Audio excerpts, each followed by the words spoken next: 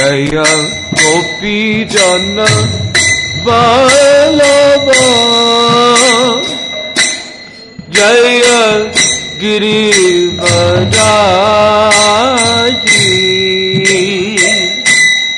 Jai गिरिवराजी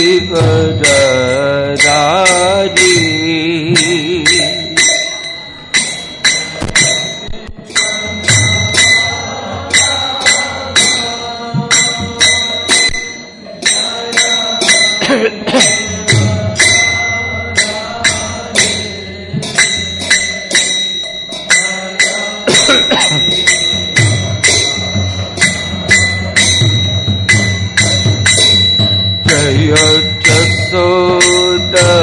जसोदनन्दना Jai व्रजजनरञ्जना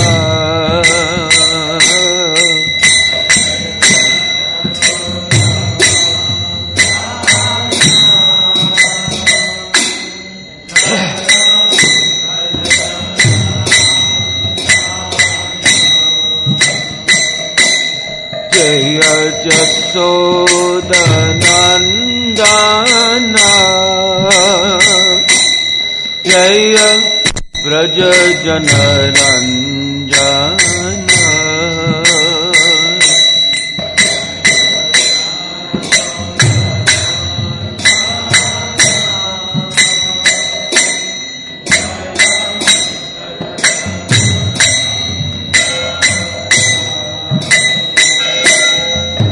Jai जमुनातीरवनचारी Jai Kunjavihari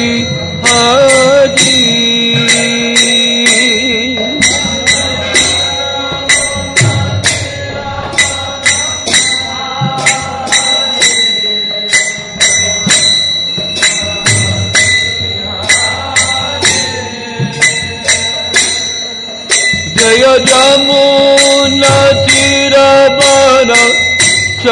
जमुनातीरवनचारी Jai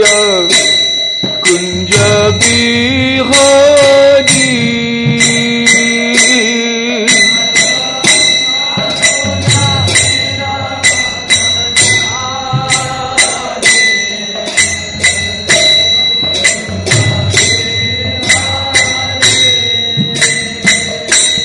Jai Radha Madhav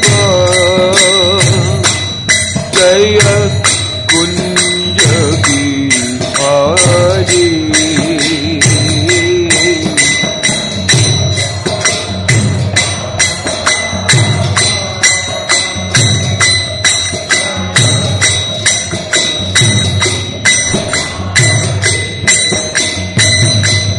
Jai Radha Madhav Jai Kunj Bihari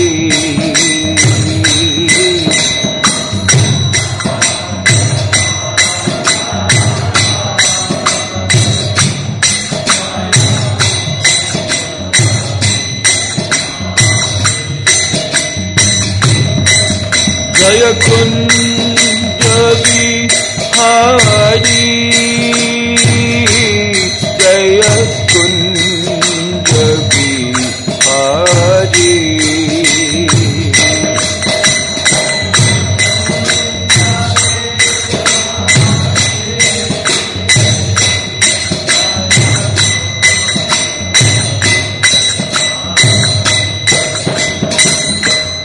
Jai Kunj Bihari Jai Kunj Bihari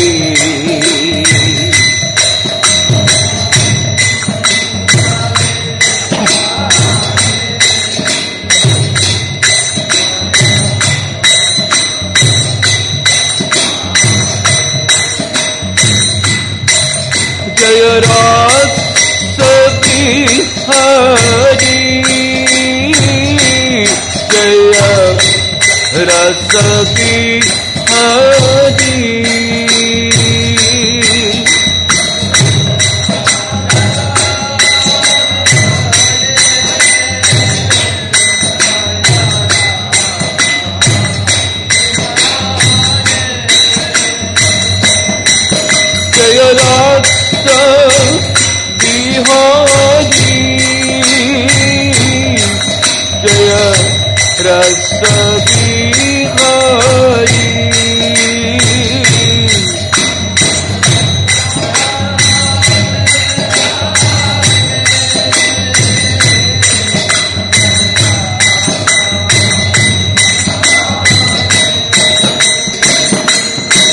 Jaya Prema Bihari,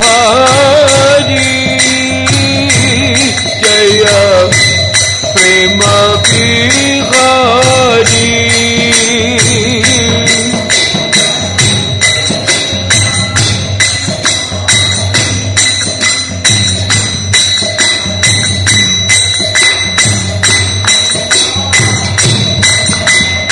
Hare Krishna, Hare Krishna, Krishna Krishna, Hare Hare, Hare Rama, Hare Rama, Rama Rama, Hare Hare.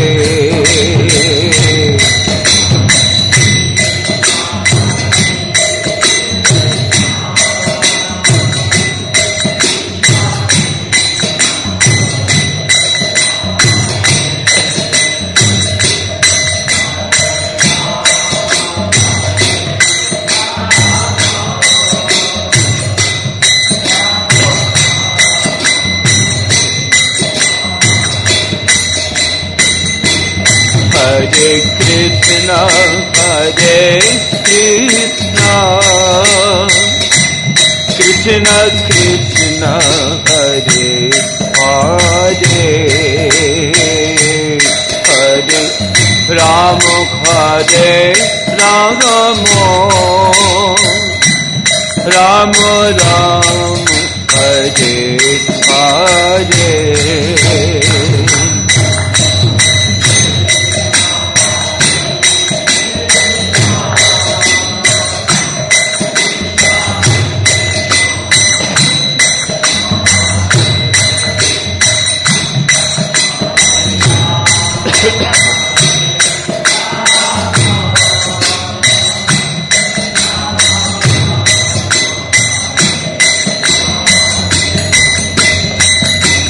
Hare Krishna, Hare Krishna,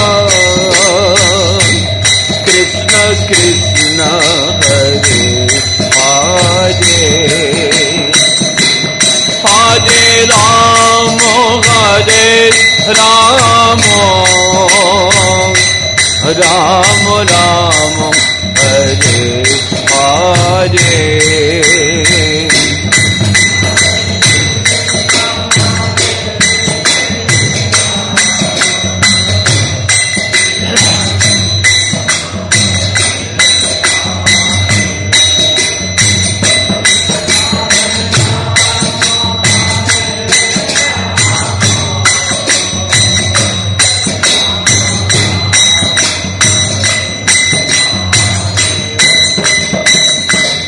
Hare Krishna, Hare Krishna,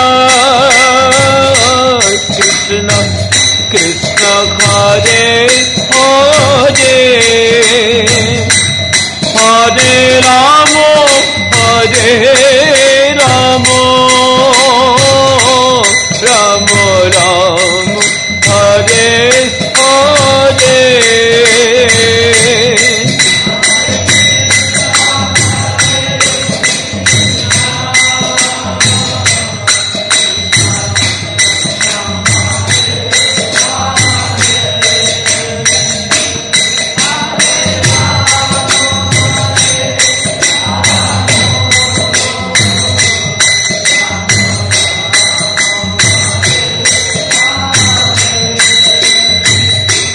Hare Krishna, Hare Krishna, Krishna Krishna, Hare Hare, Hare Rama, Hare Rama,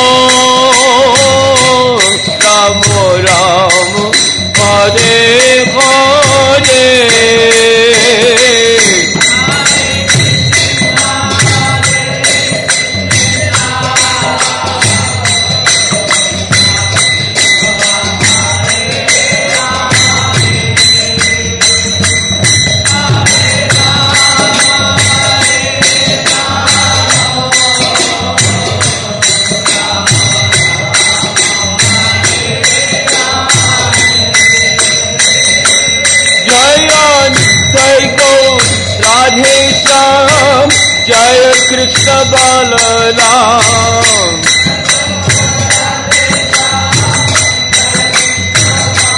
Jai Jai Nitai Gaur Radhe Shyam, Jai Krishna Balaram.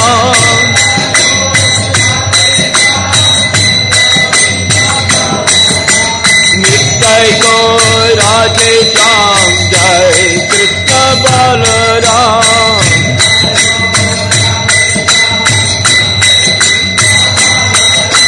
Nitai Gaur Radhe Shyam, Jai Krishna Balaram.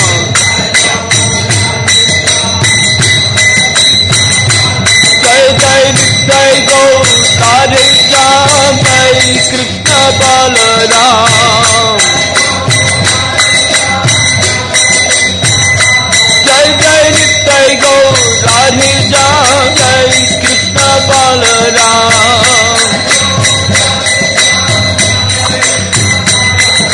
Nitai Gaur Radhe Shyam, Jai Krishna Balaram. Jai Nitai Gaur Radhe Shyam, Jai Krishna Balaram. Jai Jai Nitai Gaur Radhe Shyam, Jai Krishna Balaram. Nitai Gaur Radhe Shyam, Jai Krishna Balaram. Nitai Gaur Radhe Shyam, Jai Krishna Balaram. Jai Jai Nitai Gaur Radhe Shyam, Jai Krishna Balaram.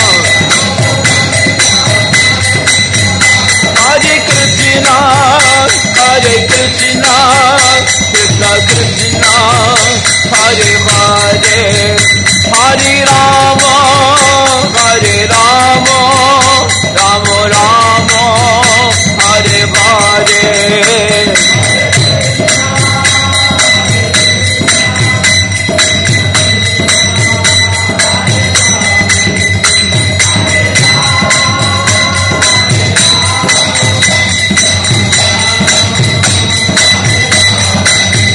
Hare Krishna, Hare Krishna, Krishna Krishna, Hare Hare, Hare Ram, Hare Rama, Rama Rama, Hare Hare.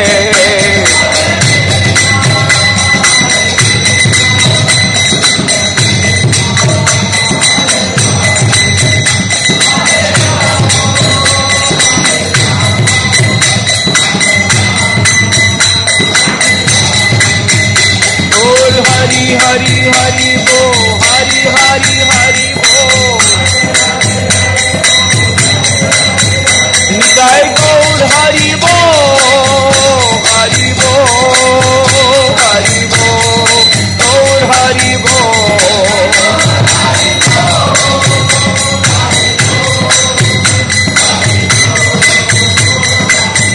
Nitai Gaur Hari Bo, Hari Bo, Hari Bo, Hari Bo.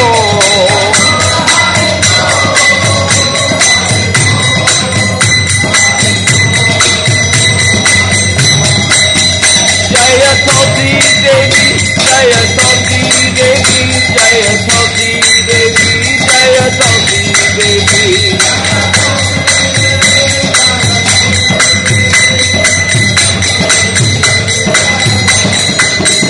Jaya Vrinda Devi, Jaya Vrinda Devi, Jaya Vrinda Devi, Jaya Vrinda Devi.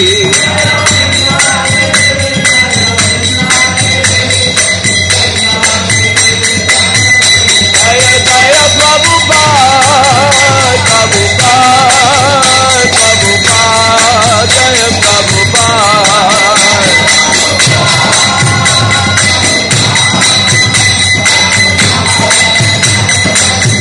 Jaya Jaya Prabhupāda, Prabhupāda, Prabhupāda.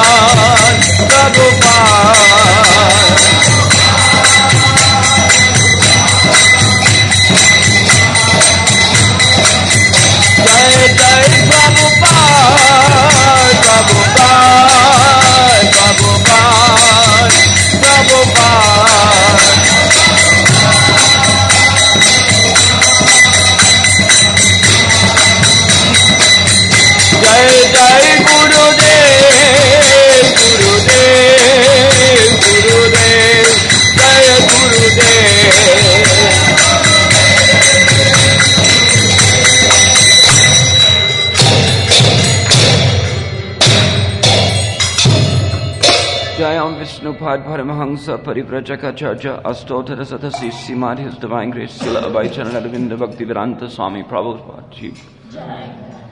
Srila Prabhupada Ki Jai. Srila Prabhupada Ki Jai. Ananta Koti Vaishnavrinda Ki Jai. Namacharya Srila Haridas Thakur Ki Jai. Prem Se Kahor Shri Krishna Chaitanya Prabhu Nityananda Shri Advaita Gadadhar Shivasadi Gaur Bhaktivinoda Ki Jai. Shri Shri Radha Krishna Gopal Gopinath Sham Kunda Radha Kund Giri Govardhan Ki Jai. Rajabhumi Shri Vrindavan Dham Ki Jai. Golok Vrindavan Dham Ki Jai. Navati Mayapur Dham Ki Jai. Gangamayi Yamunamayi Ki Jai. Tulsi Maharani Bhakti Devi Ki Jai. Srimati Radharani Ki Jai. Shri Shri Radha Sham Sundar Ki Jai. Shri Shri Krishna Balaram Ki Jai. Paramakununa Shri Shri Nitai Gaur Sundar Ki Jai. Yugadama Harinam Samkirtan Ki Jai. Hare Krishna Maha Mantra Ki Jai. Grantaraj Srimad Bhagavatam Ki Jai. Samaveta Bhakta Vrinda Ki Jai. All glories to the assembled devotees. All glories to the assembled devotees. All glories to the assembled devotees. All glories to Sri Sri Guru Garanga. All glories to Srila Prabhupada. Gaur Premanandi Hari Hari.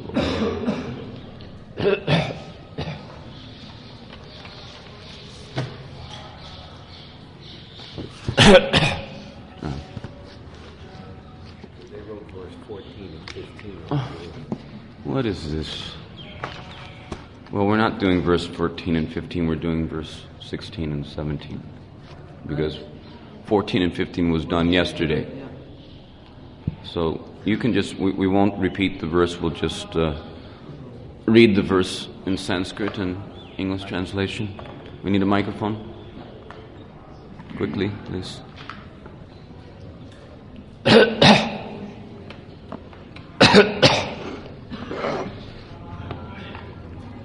think it's better if we give it this one. No, give him the other one, please.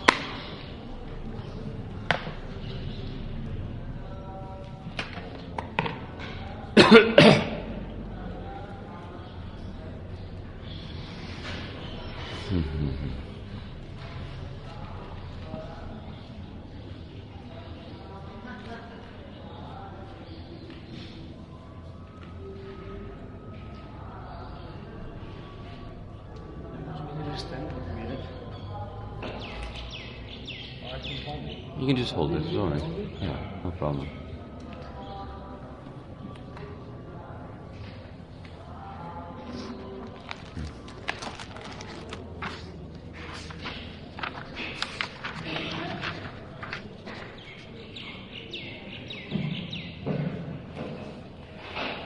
Okay, just read the Sanskrit, and I guess you can do the word for word. I don't know whether it's necessary. Just the Sanskrit and then the translation, please. Om Namo Bhagavate Vasudevaya. Om Namo Bhagavate Vasudevaya.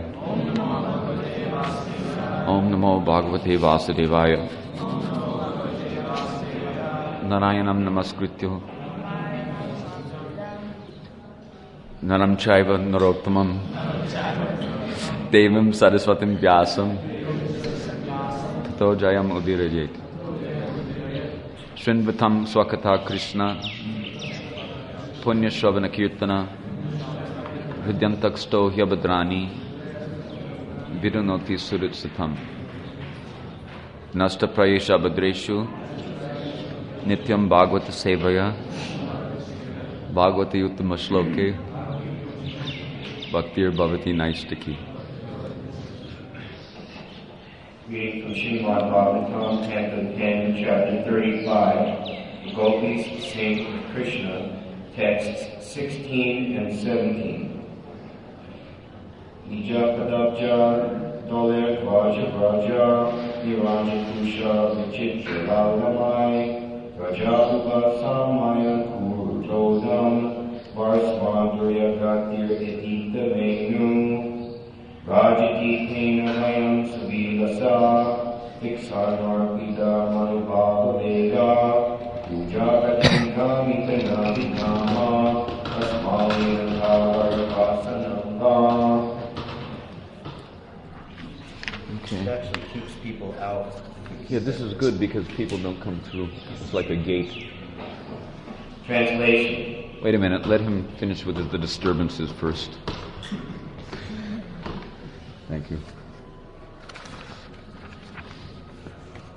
As Krishna strolls through Braja with his lotus petal-like feet, marking the ground with the distinctive emblems of flag, thunderbolt, lotus, and elegant gold, he relieves the distress the ground feels from the cow's hooves. As he plays his renowned flute, his body moves with the grace of an elephant. Thus we gopis, who become agitated by Cupid when Krishna playfully glances at us, stands as still as trees, unaware that our hair and garments are slackening. Let's repeat that, please. So, let's begin. Attentively listen and repeat kindly. As Krishna strolls through Braja, As Krishna strolls through Braja with his lotus petal-like feet, with his lotus petal-like feet, marking the ground with the distinctive emblems of flag, thunderbolt, lotus and elephant gold, he relieves the distress the ground feels when the cow's hooves. the ground feels when the cow's hooves. As he plays his renowned flute, his body moves with the grace of an elephant. Thus we gopis, who become agitated by Cupid, when Krishna playfully glances at us, stand as still as trees, unaware that our hair and garments are slackening. Purport. Here, Mother Yashoda is no longer in the company of the gopis, who are confidentially describing their conjugal attraction to Sri Krishna. It is clear from the comments of Jiva Goswami and other acharyas that the statements in this chapter were made at various times and places. This is natural, since the gopis were always absorbed in thoughts of Sri Krishna, day and night. Om Gyanatimirandasya Gyananjana Shalakaya Chaksho Militam Jena Tasmai Shri Gurave Namaha Shri Chaitanya Manobishtam Stapitam Jena Bhutale Swayam Rupakadamayam Dadati Swapatam Tikam. Hey Krishna Karuna Sindhu Dinabandho Jigapite Gopesh Gopika Kantarada Kandamastate Tapta Kanchana Gaurangi Radhe Vrindavaneshwari Vrishabhanu Sutadevi Pranamami Hari Priye Shri Radhika Pranasamam Kanyasim Shakhi Shikshit Shauki Sosdavam Leelami Tanuj Taritanga Madharim Anangapurvam Pramami Manjarim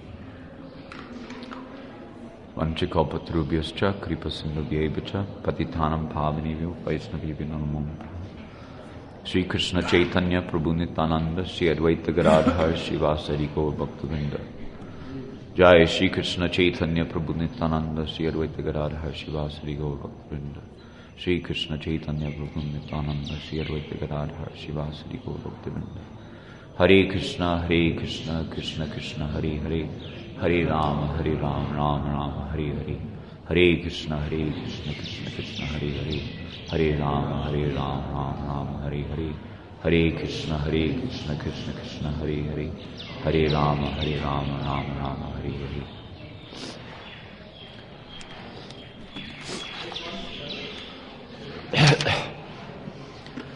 So to offer my homage and respectful obeisances to our beloved Srila Prabhupada, I would like to first of all, before entering into any other discussions in relationship to the commentaries of our acharyas, as well as other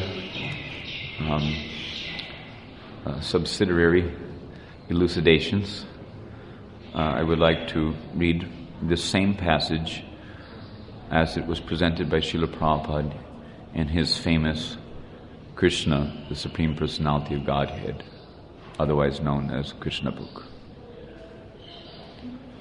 another gopi said, "My dear friends, when Krishna returns home with his cows, the footprints of the soles of his feet with flag, thunderbolt, trident, and lotus flower relieve the pain the earth feels when the cows traverse it. He walks in such a stride which is so attractive, and he carries his flute. Just by looking at him, we become lusty to enjoy his company.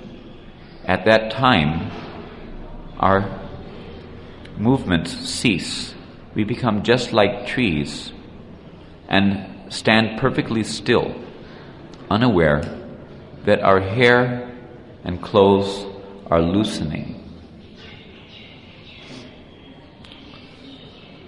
So there's a couple interesting,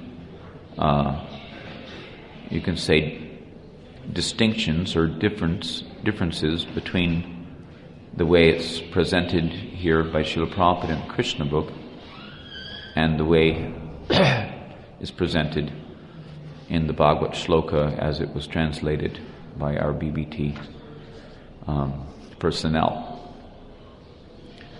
First is that in the BBT, in the Bhagavad edition, it mentions that that he relieves the distress by wandering through or strolling through Braja with his lotus petal-like feet. He relieves the distress the ground feels from the cow's hoofs. But in Prabhupada's presentation in Krishna book, he doesn't say the ground feels distress, but he says the earth feels distress.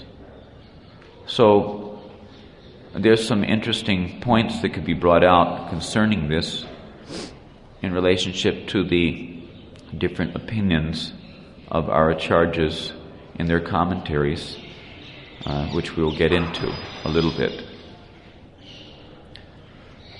And also the second point that I notice is that he says in the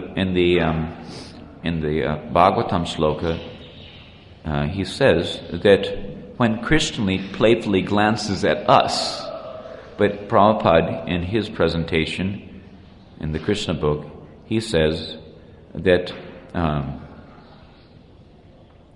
just by looking at him,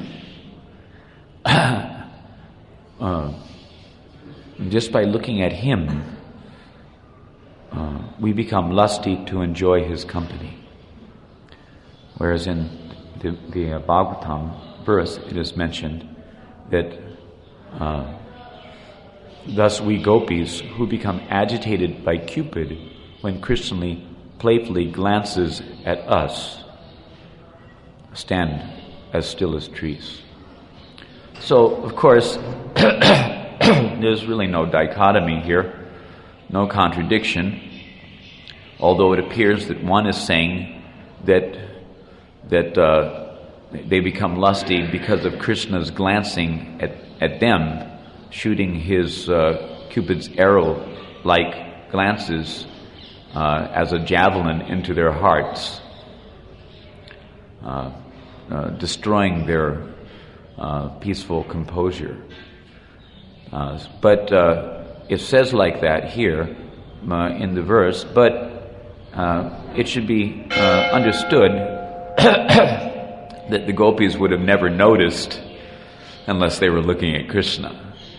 So it is not wrong for Srila Prabhupada to make the point that just by looking at him, because just by looking at him, what do you expect? Because prema, or love of Godhead, or love, as it were, is a two-way street. Just like it is mentioned in the previous slokas. Hare Krishna. Jai Nitai Gaur Hare Sham, Shri Krishna Balaram Ki Jai. It is mentioned in text number 13 and 12 and 13 how it is that when Krishna plays his flute, the trees and creepers become overwhelmed with ecstatic emotions, and just as the grihastas become ecstatic when they hear the approaching of the Sankirtan party, so similarly, and they bow down and want to offer, just like sometimes when we go on any Sobha Yatra program, which is the Nagar Kirtan through any village or town, and then many times the grihastas, they will come out with chaj or with halava or various presentations. So they become excited and see a golden opportunity to increase their piety or their, let's say, good fortune by offering various,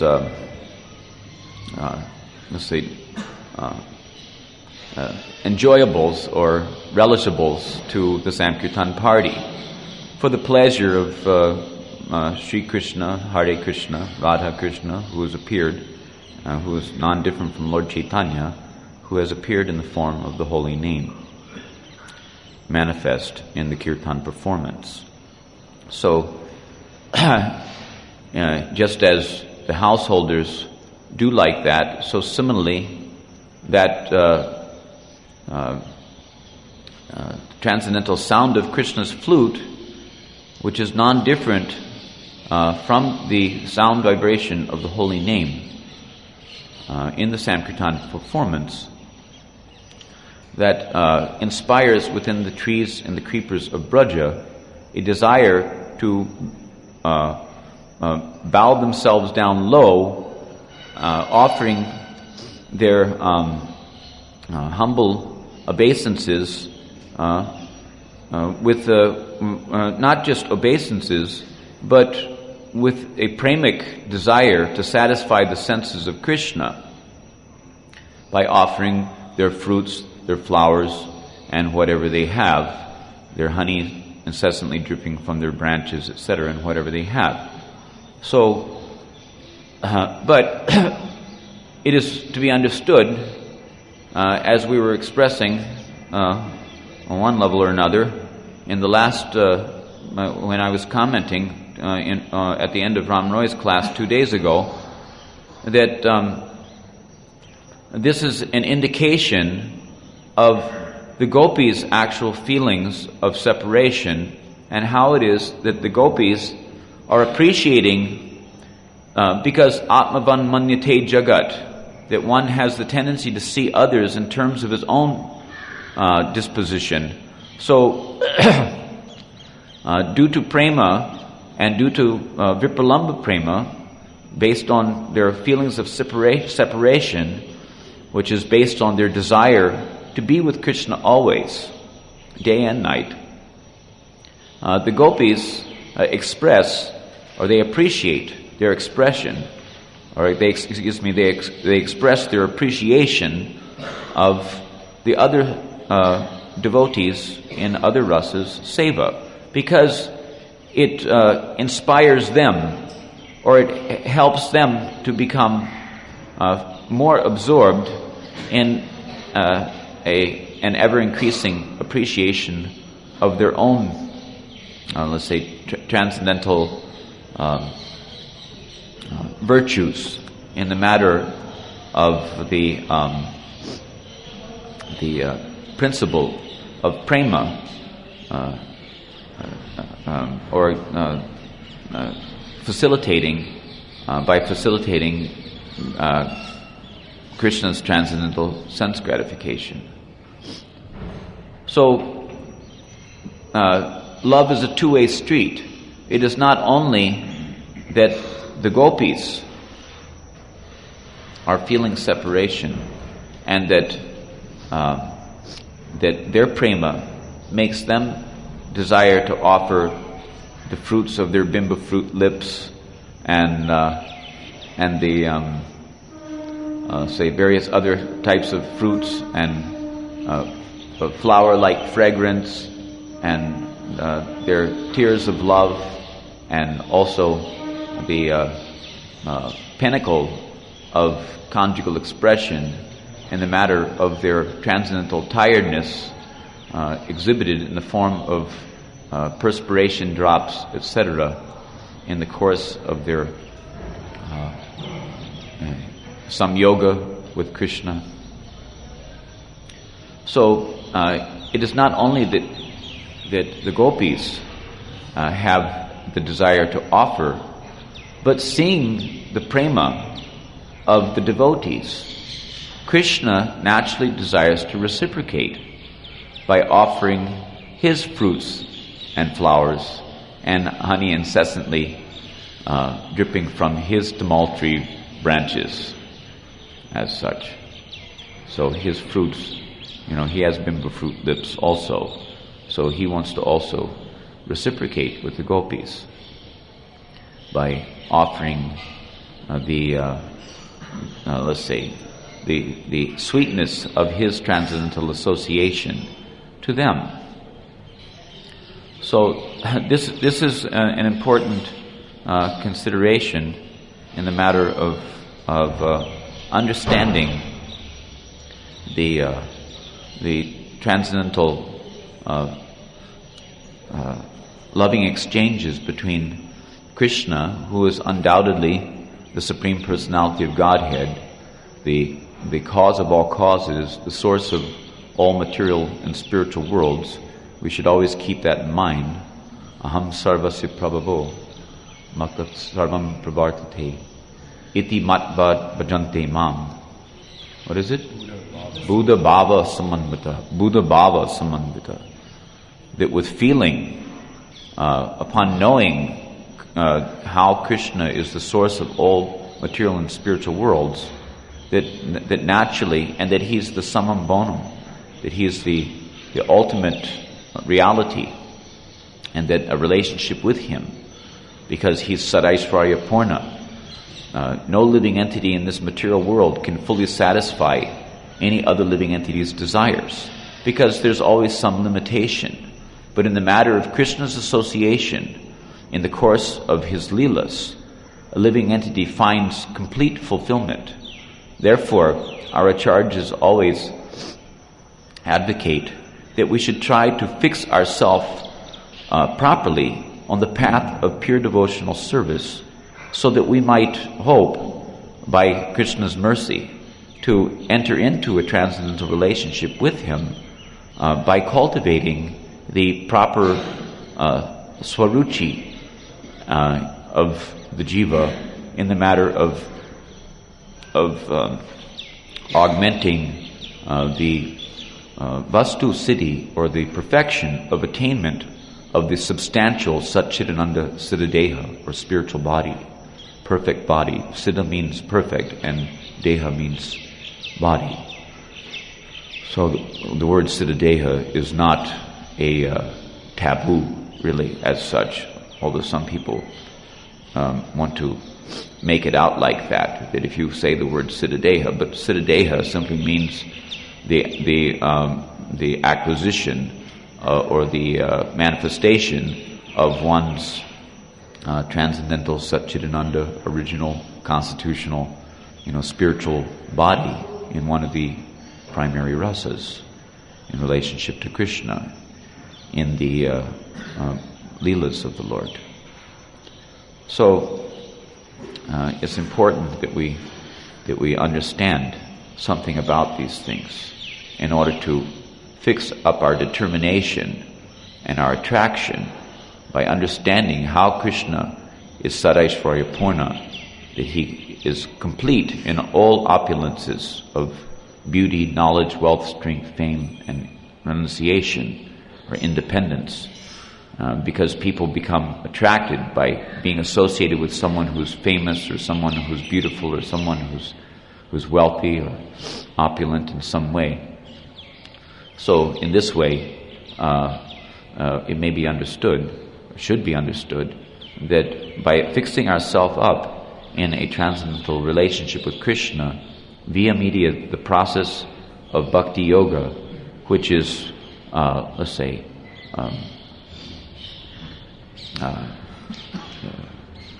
which culminates ultimately in the jiva's original eternal occupational activity of chanting and absorption by meditation in the transcendental name, form, qualities, and pastimes of Krishna.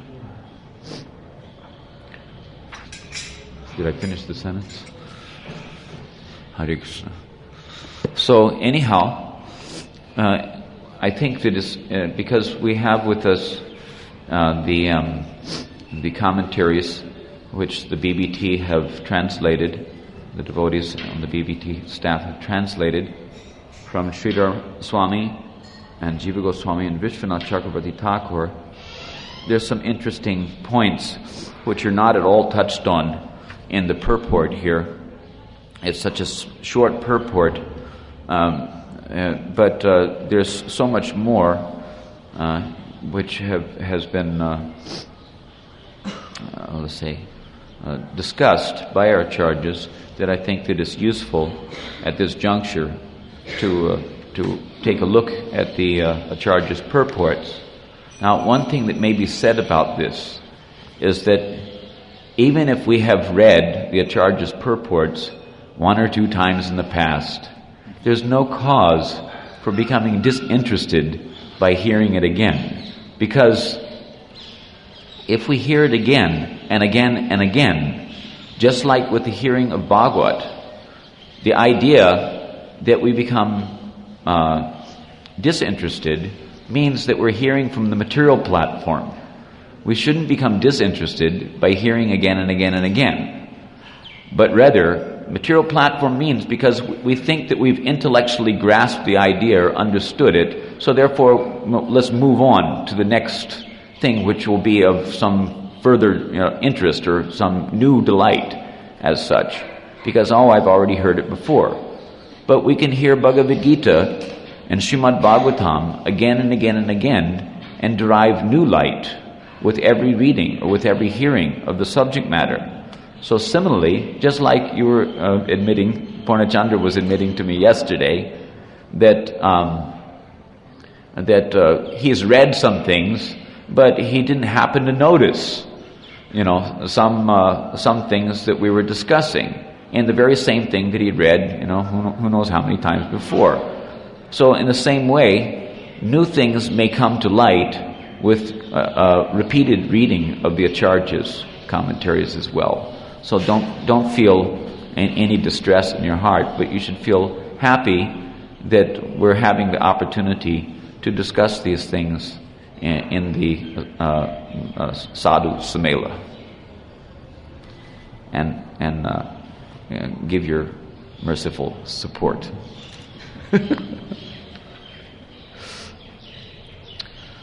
So Sridhar Swami comments. These are some very interesting comments, so please listen attentively, and we'll try to, further discuss the things from the teachings of Bhaktivinoda Thakur as well. What can be said about our bewilderment? This is what the gopis are saying. This they describe in the verse beginning with Nija Padabja Dalai, that's verse 16. By those feet which had such variegated marks as the flag and so on, these feet of his were themselves just like lotus petals, and by them he was relieving the earth's pain caused by the passing over of the hooves of the cows. That Krishna, who with his body just like an elephant, or in other words, whose movements were like that of an elephant, while playing his flute, walked in the land of Braja. This is his comment on text 16, And now commenting on text 17, he says, for that reason, we who are experiencing the agitation of Cupid, which has been placed upon us by his playful glances, have attained the state of having the movement, or in other words, lack of movement, like the trees. Thus, out of bewilderment, we do not recognize either the garlands in our hair or our garments. We don't recognize, or we don't, notice, because we're bewildered by the agitation of Cupid, which causes us to be fully absorbed in thoughts of Krishna's transcendental handsomeness, etc., and the hopes and aspirations and desires to be associated with that handsomeness via media, transcendental loving service. So he's basically just reiterating the shloka. So Jiva Goswami further comments. He says, and then once again we find the gopis assembled in privacy, as is required by the confidential mellows of the pastimes which occur after those mentioned above. Thus, though they had passed the time in hearing so many different topics about him, still even after 3 yamas or 9 hours, Sri Krishna had not come. And so, this shows how it is that the conversations in this chapter are being, taken from different times, places, and circumstances.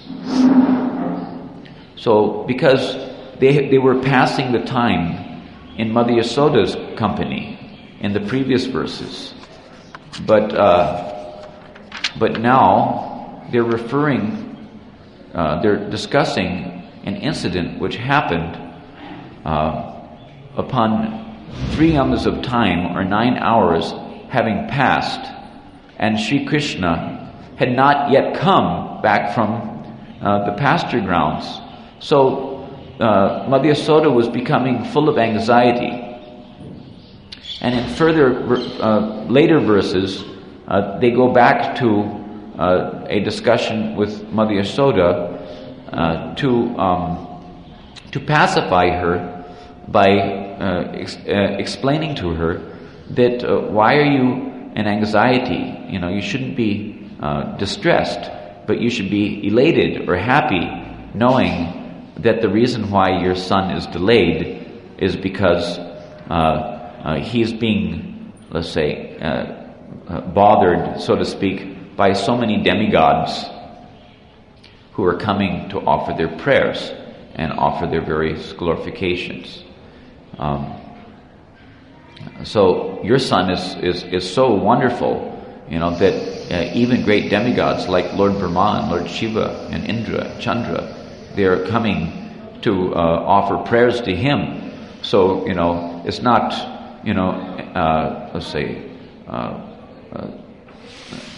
a wonderful. I mean, it's not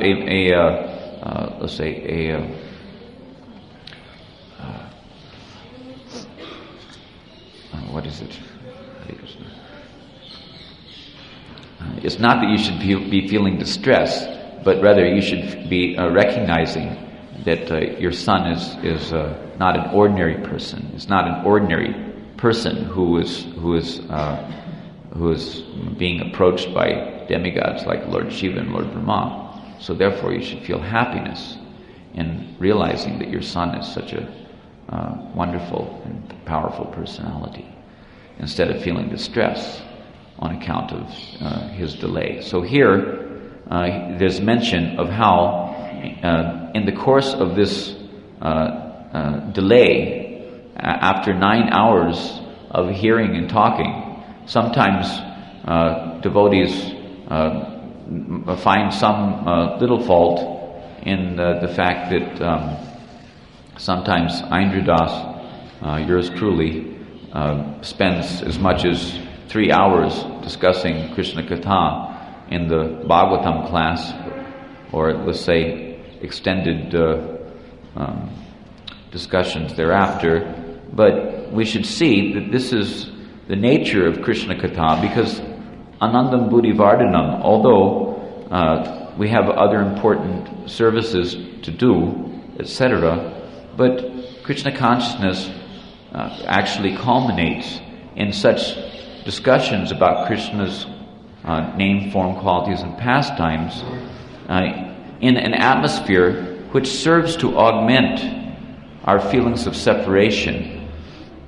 Because Krishna consciousness culminates in shedding tears from the eyes. It can actually culminate, just like it's described in Venugita, how the cows and the calves, that especially the calves is mentioned, how they were shedding tears from the eyes. And why they were shedding tears from the eyes, it is mentioned by Śrīla Prabhupāda in the Krishna book that this demonstrates how they were embracing Krishna heart to heart. So he goes further to say that the cows and the calves and other living entities in Vrindavan, that even they know the art of embracing Krishna heart to heart. So here we are of course they're not ordinary cows or ordinary living entities, so something should be understood about that, which we won't get into right now. But here we are, we're, exalted human beings, which is the best of all births in the whole universe, because we get to take birth on the planet Earth, and we get to come to Brajabhumi. We have greater access, But the question is that is our Krishna consciousness culminating in shedding tears from the eyes? Are we actually learning how to cry for Krishna? So that means that what does crying for Krishna mean? It means that there should be some anxiousness, some desperation, some intense hope and aspiration to achieve the perfection of devotional service in the matter of going back home, back to Godhead, and actually meeting Krishna and seeing Krishna face to face and eye to eye. So these discussions, just like it is described here, whether we're discussing in the Bhagavatam class, following in the footsteps of the gopis, for 3 hours. Why 3 hours? Each verse of Bhagavatam could be discussed for a minimum of 10 to 15 hours, at least 9 hours. The gopis are demonstrating how it is that they're discussing, Krishna Katha for 9 hours, waiting for Krishna in the house of Mother Yasoda. But then some of them become very anxious, and they go out to search for Krishna. They search after him at the time of Krishna's returning the cows back from the forest, taking the pretext of going out to collect flowers and so forth. So I'm back into Jiva Goswami's commentary. So they're taking the pretext of collecting flowers and so forth for worship of the sun god or whoever, Durga Devi sometimes, sun god sometimes, Lord Shiva sometimes. So going out to collect flowers, which is, let's say, an excuse for being able to leave the house and enter into the forest, and then once they're away from the superiors, then they take the opportunity to search for Krishna. Where is Krishna? Where is Krishna? So this was on some other occasion that they went out into the midst of the forest, And what they saw, when they are now relating on a later day. The idea of the verse is introduced as follows. O intimate friends, so much for all these different descriptions of the bewilderment of others, just like they were, as we were discussing, they were let's say admiring, appreciating, or even in certain respects envious of the bewilderment of the trees who get to go along with their husbands, the creepers who get to go along with the husbands, the trees, etc., or the deer, who get to go along with their husbands to the side of Krishna. They get the trees get to offer their, let's say, their everything. The creepers, which are the wives, get to offer their everything along with their husbands, the trees, like that. And there's no objection on the part of the trees. The trees bend down low, offering their respects to Krishna. But when the gopis want to meet with Krishna, their husbands are not very happy. So they feel some, let's say, remorse on that account, that how it is that these others, they get to meet with Krishna. They get to offer their everything, their fruits, their flowers, and the honey incessantly hanging from the branches. We want to do the same thing. We want to offer our everything to Krishna, but here we're stuck, cheating our, trying to make our superiors and our husbands think that we have any regard for them at all. Like that, until that opportune moment when we can, sneak away on the pretext of collecting flowers to go look for Krishna. So, like that, the idea of this verse is introduced as follows.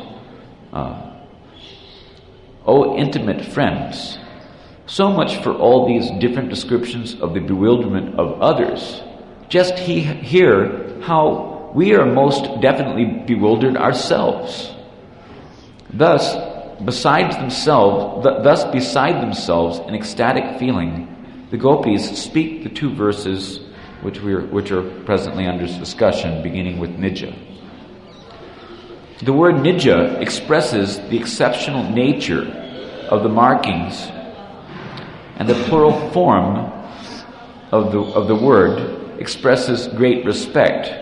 They want to express the unprecedented beauty of each and every mark. The word dalai is used here as a reference to the ground. Here's Jiva Goswami's idea. So here's where this idea of he relieves the distress the ground feels, in contrast to Prabhupada's presentation in the Krishna book, where he says the earth feels. So Jiva Goswami is taking dalai to mean ground, whereas Vishwanath Chakravarti Thakur is taking the word to mean Mother Earth, the personality, Bhumi Devi.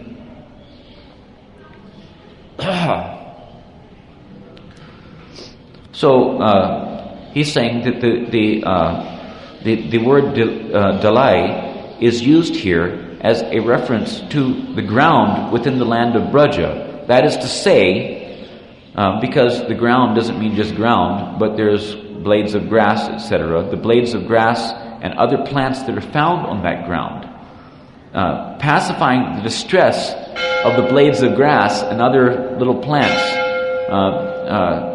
which is caused by the hoofs of the cows and other animals,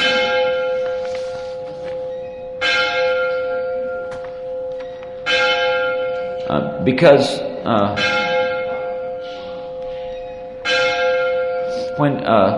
when Sri Krishna passed by when he passed by after the cows, and the cows are going forward ahead, Choti Choti Gaya, Choti Choti Kwal, Agi Agi Gaya, you know this song.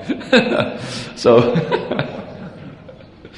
Agi Agi means ahead, that the cows are going ahead. So here's let's say the authority for that song's ideas, that Krishna's passing over top of the grasses and other little plants after the cows have trampled the poor little creatures, with their sharp hooves.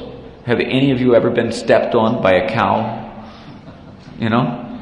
If you're around cows or kicked by a cow or something, sometimes I've had my foot stepped on by a cow, and it smarts rightly, so we can imagine how much pain the little blades of grass must be experiencing when the cows, are traversing. Of course, the cows are great devotees, so in some ways it may be said that that the lotus feet of the devotees, or the worship of the lotus feet of the devotees, is higher, and therefore should be a cause of greater, ecstatic feelings.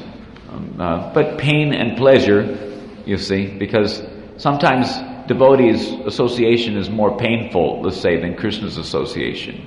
If we're worshiping the deity, everything is hunky-dory and nice, and we're happy and everything worshiping the deity. But when we come out, and a devotee lambasts us for some idiosyncrasy in our behavior or whatever, and then we begin to understand, what is the nature of Krishna's causeless mercy in the form of the chastisement of our gurus. So in this way, we can see that the gurus are giving us pain, but the purpose of that pain, is to make the happiness of Krishna's association an ultimate issue, is to make the happiness all the sweeter. You see, so without knowing pain, the austerity of the discipline, let's say, imposed upon us by the devotees of Krishna, especially with reference to the Acharya Parampara, how they're teaching by example and instructing us in ways that may be painful to us because of our various attachments, to the material condition of life. It may be difficult or painful for us to give up those attachments or the desire. Just like one time my godbrother Vaisheshika, he advocated that we should get out of our comfort zone, and go out on book distribution, put yourself on the line, take a risk for Krishna, go through the trouble, to help others, etc. So that's that instruction may, just like I remember, being kicked out of the Sankirtan van onto the parking lots. It was painful, being forced, by authority. Anyone who has to surrender to any superior authority, is to be expected that he's going to experience some pain. But that pain, makes us advance in Krishna consciousness, which helps us to have the adhikar to actually perceive the beauty and sweetness of Krishna as he is, and the beauty and sweetness of Krishna's leelas. So anyhow, that comes later, usually. A little later, after the cows are traversing the ground of Braja and trampling and giving pain. The devotees are giving pain to the other devotees, little leaves and grasses. So then Krishna comes along, and what happens when Krishna comes along? He says that counteracting the pain caused by the passing over of the hooves of the cows, who are moving forward in front at the time of returning to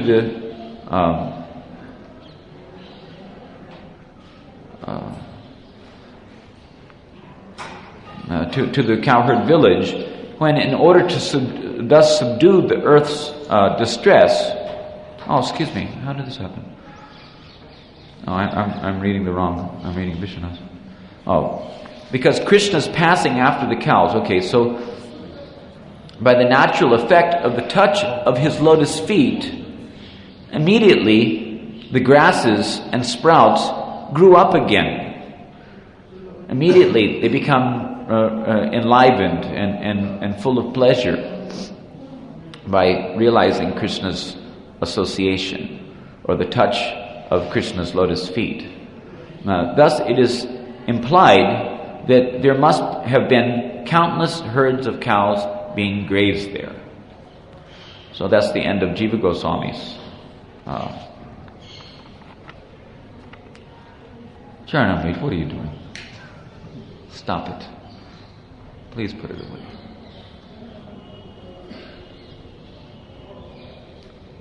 Dumbbell. So, here we have Vishwanath Chakravarti Thakur's commentary. And this is also quite nice. Then, to those of their girlfriends who were standing in other groups, they described how the sound of the flute caused their own bewilderment. His feet are themselves lotus petals, by them which had the variegated marks of the flag and so forth.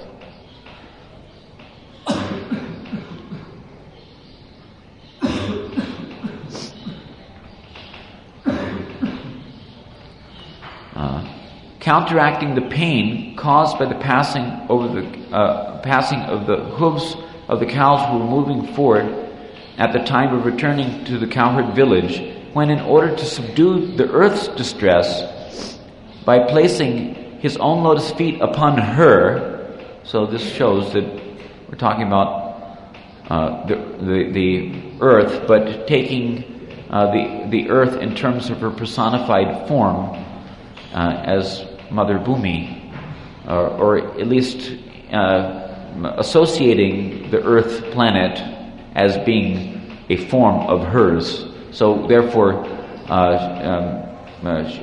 she, through her, let's say, globular manifestation as the earth planet, is feeling pain, or being relieved. She's feeling pain from the cows traversing,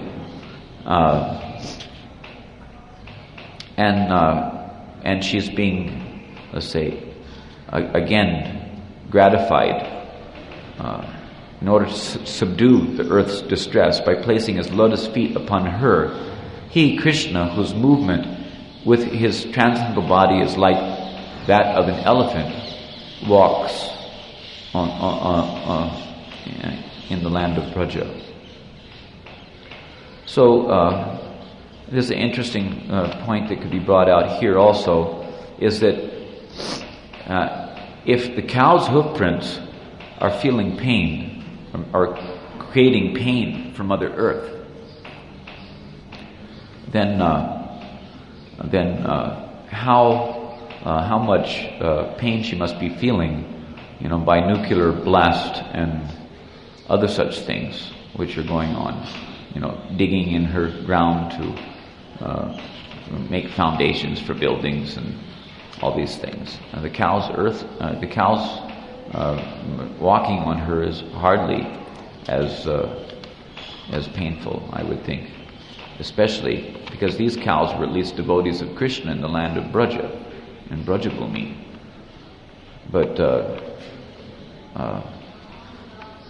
the turner rockers and bulldozers and nuclear bombs and all these things, they're usually run by demoniac people, so it couldn't be giving her very much pleasure. So how happy she is when Krishna makes his divine descent and does his leelas, thus touching her with his lotus feet. At that time, we experienced the agitation of Cupid. Another thing that could be brought out here, which is an important thing, I think, is that here we see a description which is quite different. The gopis are separated from Krishna, they're feeling separated from Krishna, and they're desiring to be with Krishna, and they're in anxiety because he's coming home late, so they go out to meet with Krishna, etc. And they're standing, let's say, later, on a later day, discussing these things in privacy, in which they get to express their conjugal feelings to each other, comparing notes, so to speak. But this is quite a different atmosphere than what we see in Gopi Geet, where the same thing, Krishna's out, here Krishna's out in the pasture grounds, and in Gopi Geet we find that they're expressing their separation, feelings of separation, in quite a different way.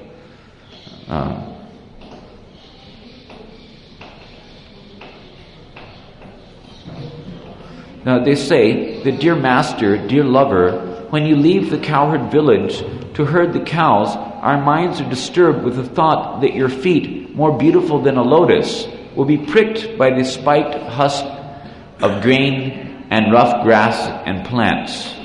And then in a subsequent verse in Gopi Geet, and the last verse, this is text 19,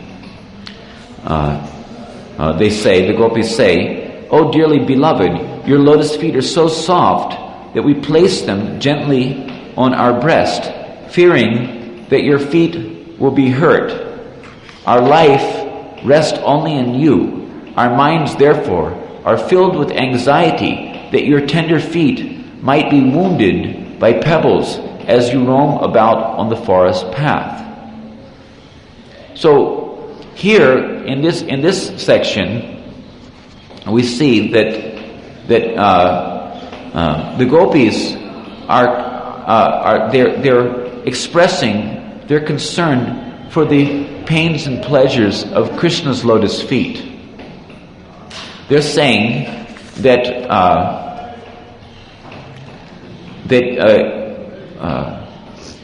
if you're going to place your lotus feet there, then there's every chance that you'll experience pain. How could you experience anything but pain?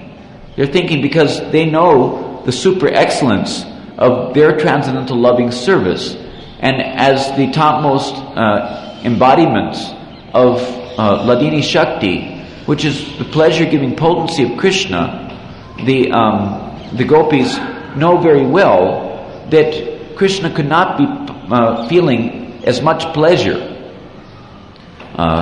by traversing the ground of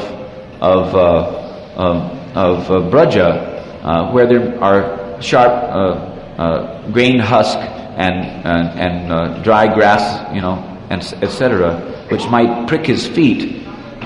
They're fearing these things, but what they're really saying is that, why are you placing your feet there?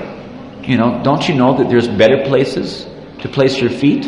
In other words, it may be said that just like in Venu Geet also, they say, how fortunate is Govardhan Hill, because Govardhan Hill is having the footprints of Krishna, the touch of Krishna's lotus feet, and Balaram's lotus feet, because they're accustomed to walk on Govardhan Hill.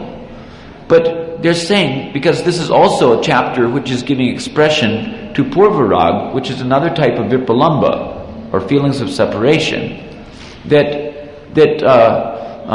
why are you so let's say accustomed or interested to place your feet on Govardhan Hill?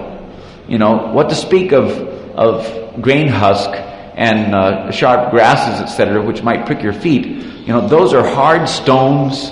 And what they're really saying, how fortunate is Govardhan Hill? But it's an expression of transcendental envy that how does Govardhan Hill, could merit, we think that our breasts are hard, and that they might give pain to Krishna if he places his soft lotus petal-like feet upon them.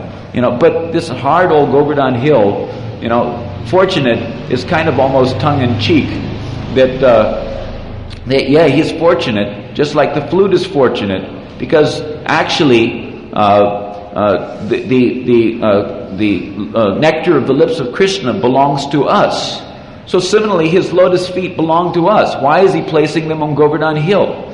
Are there not better mountains, to place his lotus feet upon?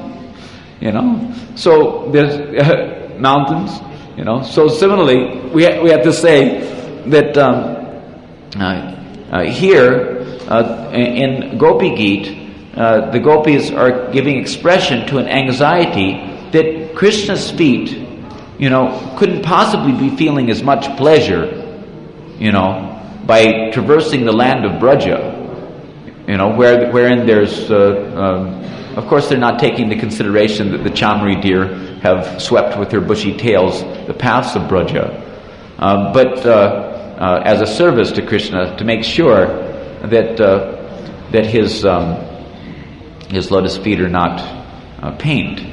But still, they're saying that even if they have swept the pathways, and there are no brambles and sharp grasses and grain husk, to prick his feet, still he could not possibly be experiencing as great a pleasure in the association of that which is a manifestation of the Shantaras than what he could experience in his association with us, who are the embodiment of Kevala Madhurya.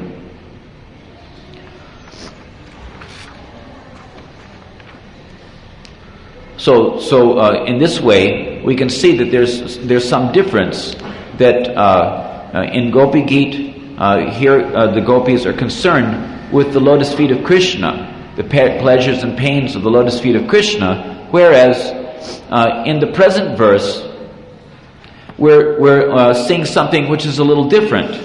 The gopis are not giving expression to a consideration of Krishna's pleasure, but rather they're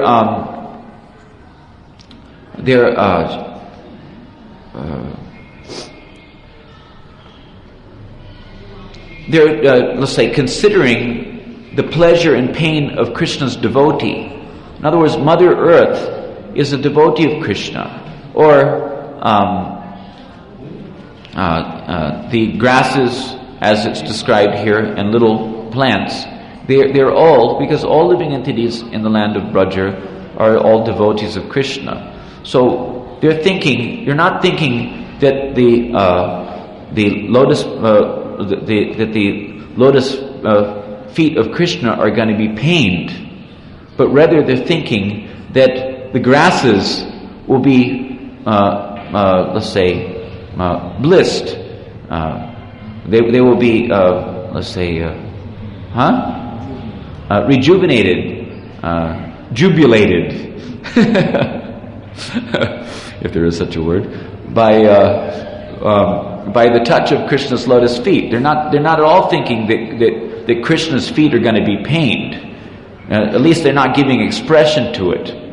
But rather, they're thinking that the grasses have suffered, in the feelings of separation from Krishna, which is marked by the footsteps of other living entities other than Krishna, such as cows, and as is mentioned in the purport in the commentary, other animals as well. So these cows and other animals, they're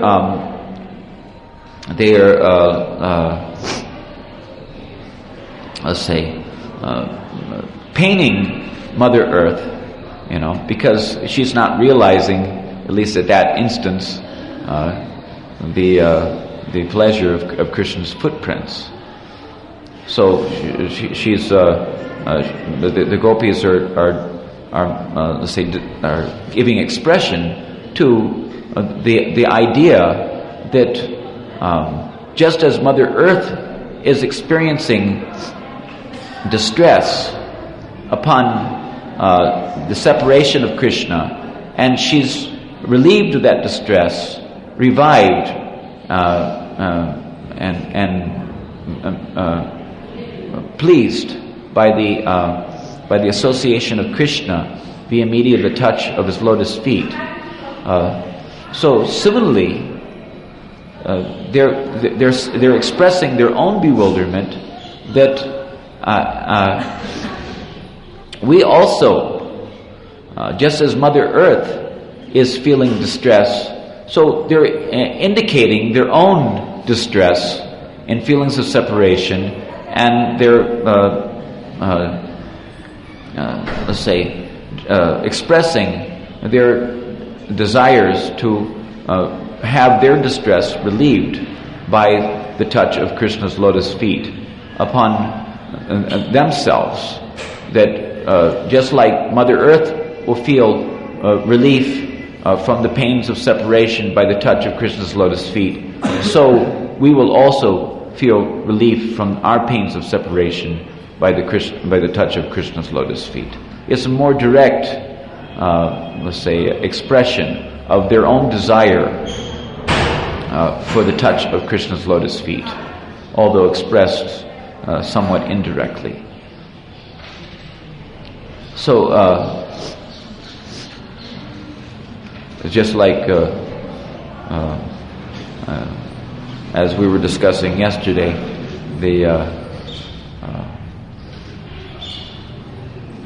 anyhow, Hare Krishna, we won't discuss that.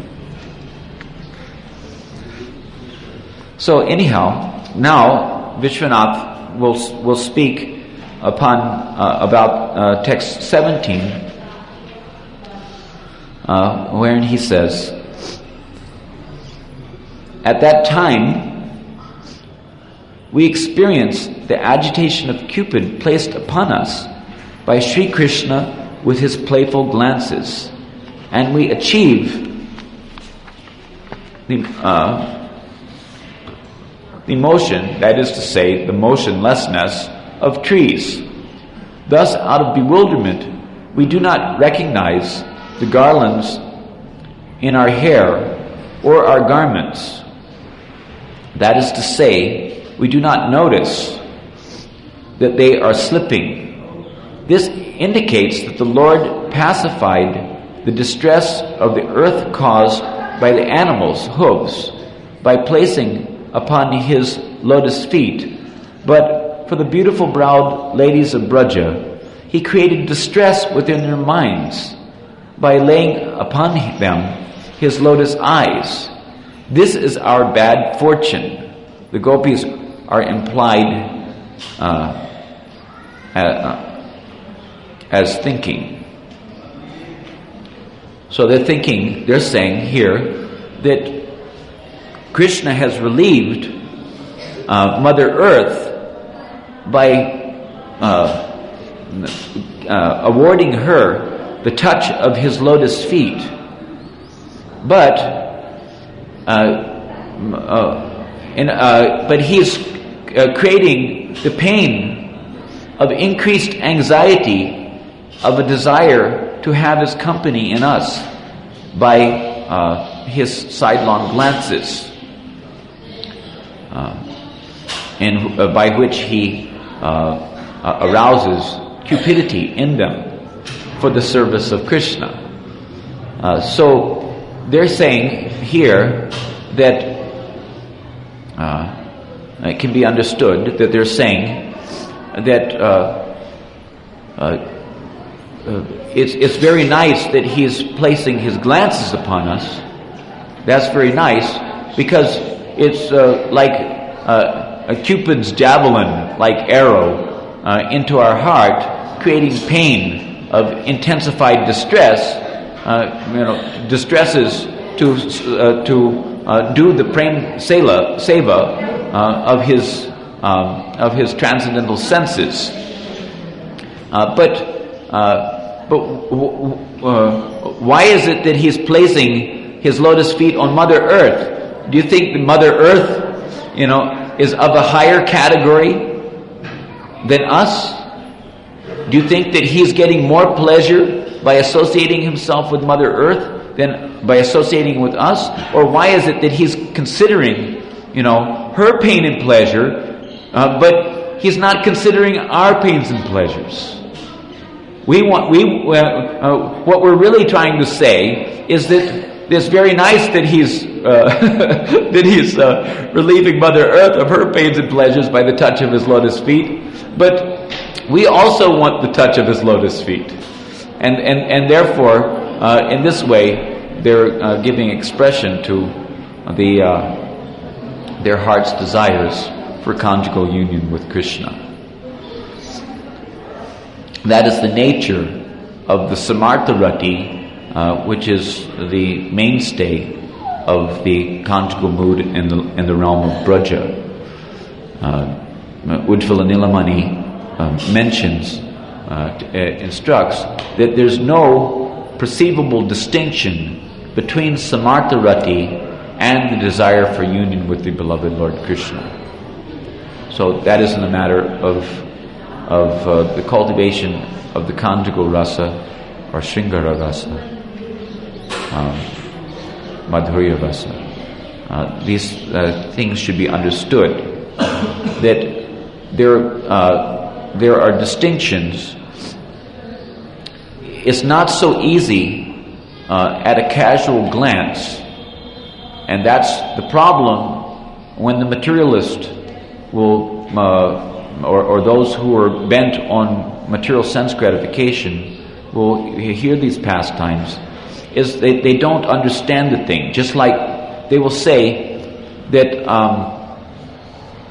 they can't penetrate, and actually relish, because it's just like when they see that a devotee's eating and they're eating, so they say that well, we're eating and you're eating, so what's the difference? So eating is the same, but the consciousness behind the eating is so much different. That you're after money and we're after money. So what's the difference? So they're after money for their personal sense gratification, and the devotees are after money, or they should be after money, at least, it should be said, I think, without, breaching any Vaishnava etiquette. They should be after money for the service of Krishna. Just like one time, I think it was Maharishi Maharsh Yogi was shown as rejecting a attaché case with $1 million worth of dollar bills in it, saying nirmama like that. But nothing is mine. I don't want these things. So rejecting, but Prabhupada said he's a fool, because he said, you bring me this attaché case, and you bring me more and more, and I will use it in the service of Krishna. So someone might think that, Prabhupada's a very greedy man, at a casual glance. But yes, Prabhupada's a greedy man, but he's greedy for Krishna. So there's a distinction between the materialistic conception and the actual, let's say, spiritual understanding of things, or the spiritual, let's say, experience, or the spiritual expression. So Prabhupada mentions that on all platforms of activity, the principle of sense gratification is there. But on the material platform, sense gratification is for the performer.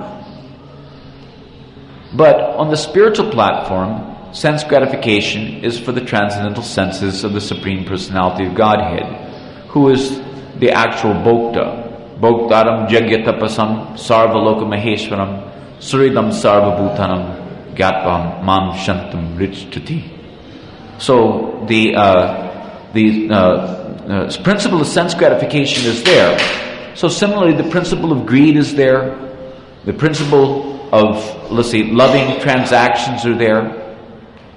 So when we will hear about the transcendental pastimes of Krishna or the feelings of the gopis in their separation from Krishna, it's very important that we should try to, let's say, enter into the truth of these understanding, these ideas or these principles, and that should also be discussed to some extent. That bhaktiya mam avijananti yavanyaschasmi tatvataha. If you want to know Krishna, if you want to know the pure devotional sentiments in relationship to Krishna, in truth, then it can only be understood through bhakti. Atak Shri Krishna namadi navave grayam indriyai sevan mukhi hi jivado swayam eva sparatyada. So by the material blunt senses, one cannot understand Krishna. That is the problem with the materialist, is because their senses are not purified. They're still contaminated by false egoism, the sense of being the enjoyer. So they misconstrue everything. And similarly, the neophyte devotees have that tendency as well, the Prakrita Bhaktas. When we say neophyte devotees, we generally refer to the Karma Mishra Bhaktas, or the devotees who are still bent on, let's say, acquisition of facilities for fruit of enjoyment.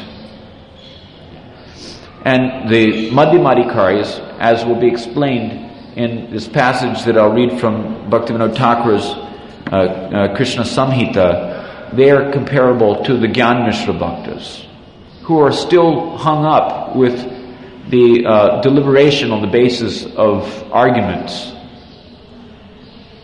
and various kinds of speculations in the matter of ascertaining the truth. But devotional service is only, the absolute truth is only understandable, perceivable, penetrable via media, the process of pure devotional service. Neither by Karma Mishra Bhakti, neither by Gyan Mishra Bhakti can the absolute truth be understood. But by Shuddha Bhakti only, unalloyed devotion, unmotivated devotion, undeviated devotion. Only by undeviated devotion can I be understood as I am standing here before you, O Arjuna. Only in this way can one enter into the mystery of my understanding. So it's important for us to always reflect on this principle, that Krishna is the Supreme Personality of Godhead. And as such, He is the Supreme Enjoyer. And He can enjoy unlimitedly, without restriction, according to His own plan, according to His own design. He can create His own, let's say, pleasure pastimes, which, although apparently from the mundainer's point of view appear to be mundane, but in actuality are the pinnacle of topmost form of liberated transcendental Vaikuntha rasa. So it's not what we're doing, but rather it's the attitude with which we're doing something. It's not what we're seeing, but it's the attitude with which we see something which is important. If our attitude is purified by cultivation of the unalloyed devotional mood, then what we see will be quite different than what the mundaner will see. So, just like there are mundane attraction between man and woman on the material platform in this material world. The material world is a perversion of the spiritual world. So as described by Bhaktivinoda Thakur, we might run into it here, that the mundane, let's say, counterpart, perverted counterpart of the original spiritual form is found in the relationship between men and women in this world. But actually, the origin, as we were describing in a previous class, just like the shadow, you see my hand moving. But this has no substance, whereas the substance has some tangible reality. So similarly, the shadow of this material world, or the shadow reflection, perverted shadow reflection of this material world, has no substance and is therefore abominable, detestable. Although it's not detestable in one sense, in that it may serve to remind us of the origin. Many times we've given the example that just like if you throw a dog a bone, the dog will run after the bone. But if you throw a lion a bone, then what does the lion do? There's a difference between the way the lion responds to something and the way a dog responds to something. The dog responds by running after the bone, but the lion turns to see where the bone came from. You see, so we should not be like dogs.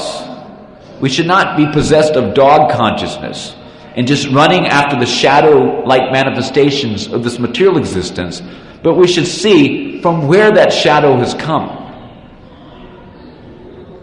So that shadow has come from the substantial reality in the spiritual realm. So whenever we see anything in this material realm, we should try to associate let's say, shadow-like existence with the reality of Krishna's transcendental Leelas, and thus make this material realm a little less detestable than it actually is. Because if we will see something beautiful, if we see the substance in the shadow, then the shadow also becomes basically, in certain respects, non-different from the substance. And in fact, that is the principle of Yukta Vairagya. Yukta Vairagya means that we are not the possessor of anything, that nothing is meant for our sense gratification, but rather everything is meant for the pleasure of Krishna. Everything is meant for the service of Krishna. So, this world is also meant for the service of Krishna, both directly and indirectly. So in this way, we should see that the activities of this material world, although they are abominable from the standpoint of the deviation from the original seva bhavana of the soul, in the matter of the pursuit of lusty affairs between men and women of this world, in reality, those same, let's say, expressions will be seen in the relationship with Krishna and the gopis. So we can, if we happen to see such things, not that we should go looking for such things, to test our ability, but it's unavoidable that we will see the form of a woman, or we will see just the other yesterday I saw, which was a little surprising to me, that there was an Indian man and woman holding hands walking on the front promenade between in front of Prabhupāda's Samadhi. Because usually you don't see these things in India. You see these things in West, because it's a manifestation of the Malecha culture or the Chandala culture. That they do such things publicly, as holding each other's hands or embracing each other. So you'll never see Krishna and the gopis, holding each other's hands in a public forum, in the presence of all the superiors and who knows who is there. So better to keep it a little hidden. In order to relish the sweetness of the transcendental parakya rasa. So anyhow, we will see in the analysis of rasa tattva, although generally we don't discuss these things, but openly. But I think most everyone here is, let's say, a little attuned to the principle of the cult, or the matter of the cultivation of bhakti. So it's not wrong to at least discuss a little something about prayojan tattva and abhideya tattva in the matter of realizing the truth of our sambandha with Krishna, which ultimately has to be cultivated. Otherwise, what is the meaning of Bhagavatam class if we're not pursuing that? Why are we here listening if we're not interested in understanding something about the culture of bhakti yoga? So there's necessity in the matter of the delineation of the gradation of rasas to understand how it is that it is the culture of the attitude which is important. The culture of the attitude practically is everything. As we were saying, it is not so much what we do, but it is the attitude with which we do something. Just like we see the mundaners associating, a male form is embracing a female form, or whatever, or female form is embracing a male form. In this world, a man lives simply, to be attracted by women, and women live simply to be attracted by men, as Prabhupada himself says. That is the basic principle of material existence.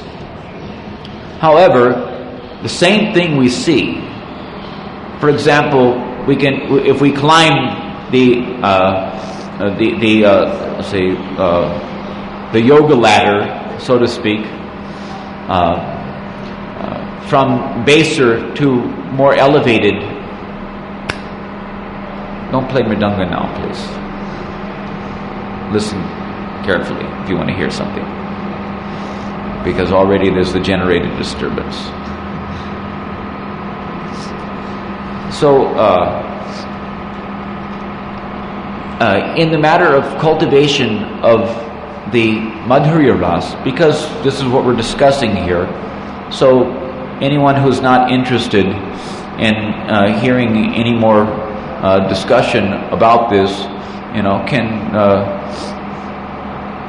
can take themselves anywhere they like, or they can turn off their radios or whatever, But if you are listening on the radio thus far, I offer you my humble pranams and dandavats.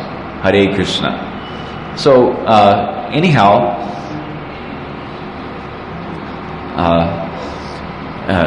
there's a great distinction between the various types of Madhurya Ras, as is discussed by Rupa Goswami in the Ujjvala Nilamani, wherein he delineates between what is called as Sadharani Rati, Samjasa Rati, and what is called as what is it? Samartha Rati. Yes. So Sadharani Rati, you will find in this type of Rati or Bhava. Rati and Bhava are basically the same. Sadharani Bhav, Samjasa Bhav, and Samartha Bhav, mood of attachment to Krishna. So, in this type of Rati, Sadharani Rati, we will see that there is the embracing of the male, Krishna, with the female form in the form of Kubja. So, that type of Rati is characterized by a type of selfish love of Godhead. So the attitude is very different than the attitude of even the devotees with some Jasabhav, who are the queens of Dwarka. The queens of Dwarka, they have a 50-50, let's say, desire, 50% desire for personal satisfactions in their association with Krishna, and 50% desire of the consideration of Krishna's pleasure. So the queens of Dwarka in Swakya Bhav are, they're more highly elevated. It is a more highly elevated form of Madhurya Bhav. It is a more highly elevated form of Madhurya Bhav than the Sadharani Rati of Kubja, but still there is desire for personal satisfactions mixed with their interest in the matter of associating with their husband, Lord Krishna. However, the Samartha Rati of the Braja Gopis is absolutely immaculate and pure. It is what is called as Kevala Bhakti. Sri Guru Charan Padma Kevala Bhakti Sadma. Kevala Bhakti means only bhakti, exclusively bhakti. Bhakti means devotion. There's no consideration of devotion to my own self-interest.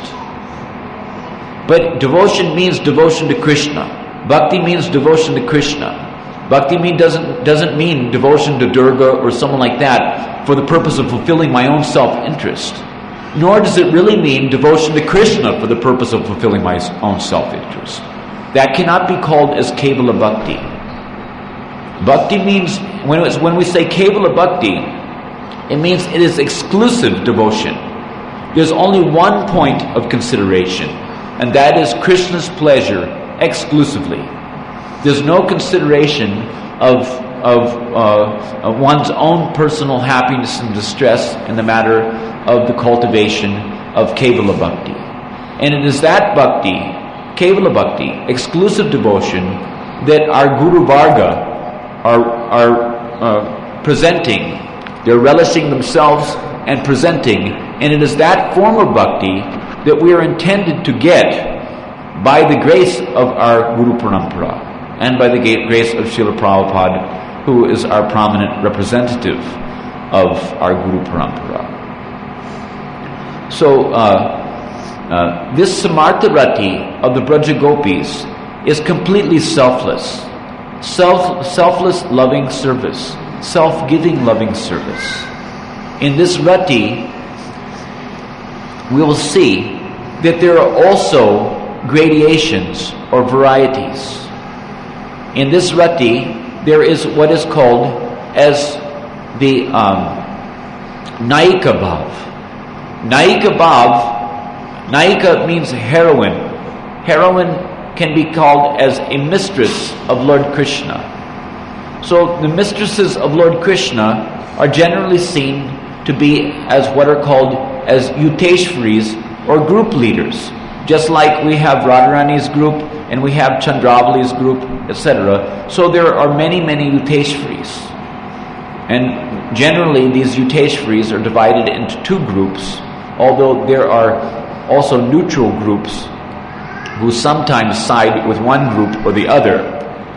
But generally, we will see that there are Vipaksha gopis who are rival groups, and there are the Swapaksha gopis or the Suridpaksha gopis who are friendly. So in this way, we can see that there are varieties of group leaders, Yuteshvaris, either having a rivaling disposition toward Radharani's group or having a friendly disposition toward Radharani's group. So this kind of what is called Naika Bhav, this kind of Bhav is, let's say, possessed of an attraction to Krishna and an exclusive desire to satisfy the transcendental senses of Krishna for Krishna's pleasures alone, without considering any, let's say, attempt for any attempt for self-gratifying, let's say, endeavors. There's no question of self-gratifying endeavors, and this is called as Naika Bhav. This Naika Bhav of the Yuteshwaris is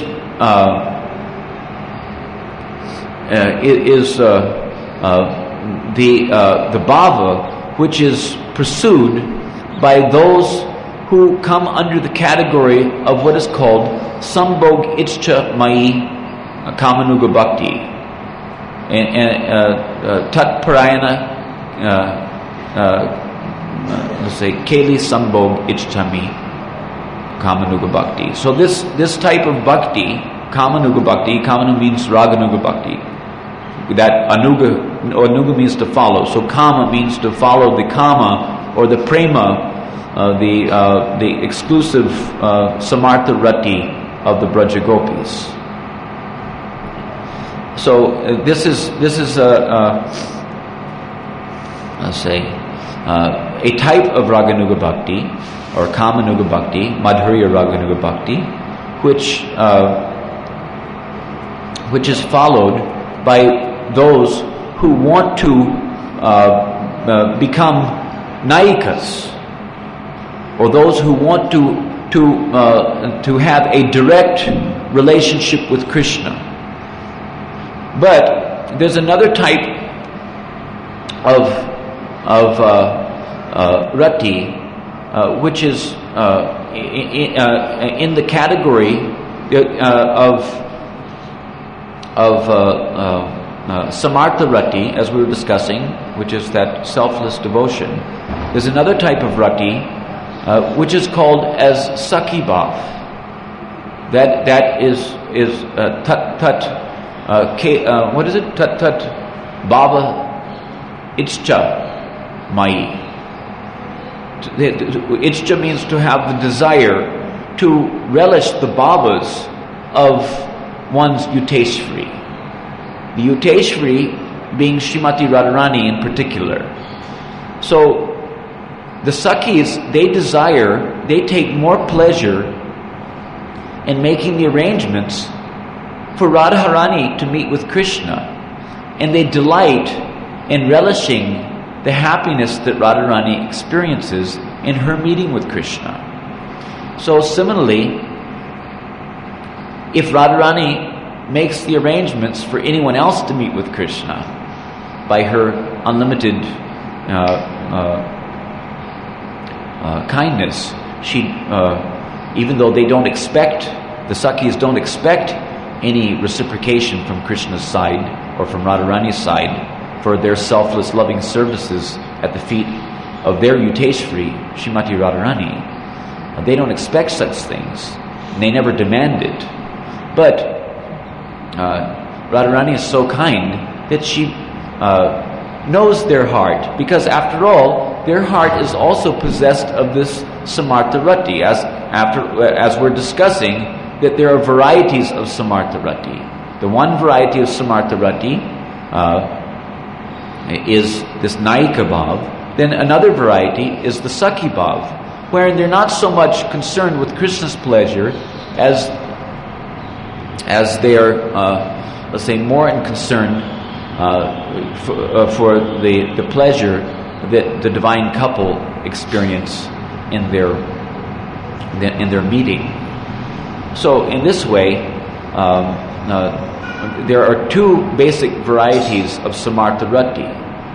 In the variety of Sakhi Bhav, which is to act as a friend of Srimati Radharani, not to act as a rival of Radharani, not to act as an independent group leader who desires independent, let's say, association with Krishna for his pleasure, but who always, as friends of Radharani, serve to help her bring about the happiness, her happiness and Krishna's happiness combinedly in their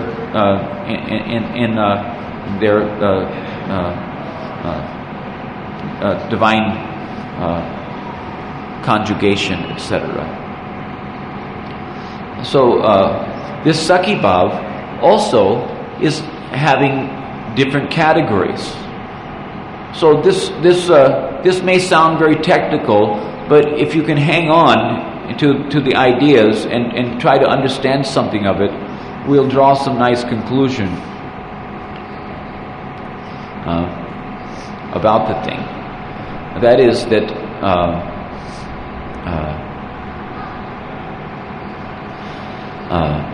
Sakhi Bhav is having 5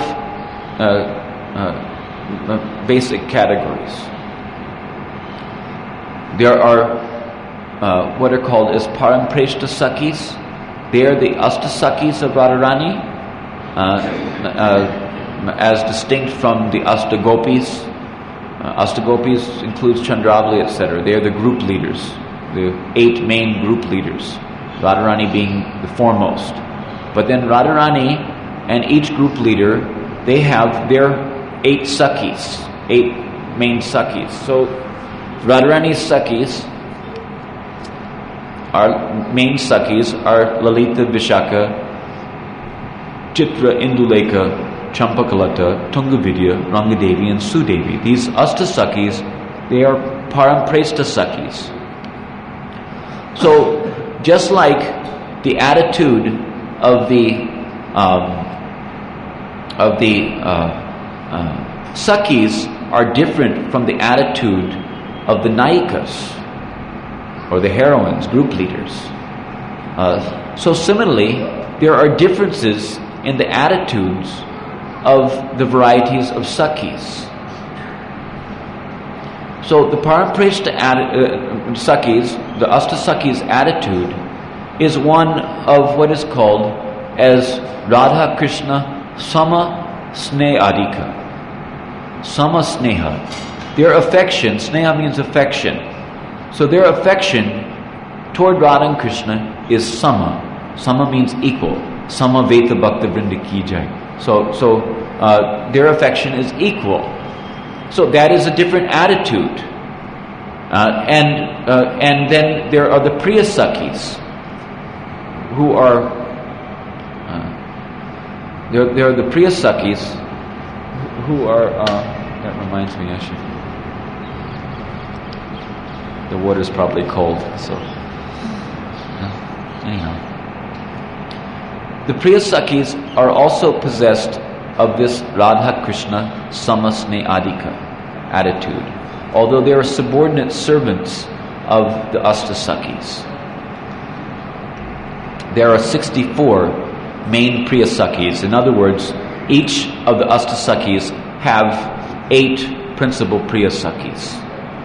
And they are also possessed of a similar disposition or attitude as the Asta Sakhis themselves. But there's some difference in that they always strive to please their Gan leader. There's youth and Gan. So there's the group, and then there's the what is called as the what is it?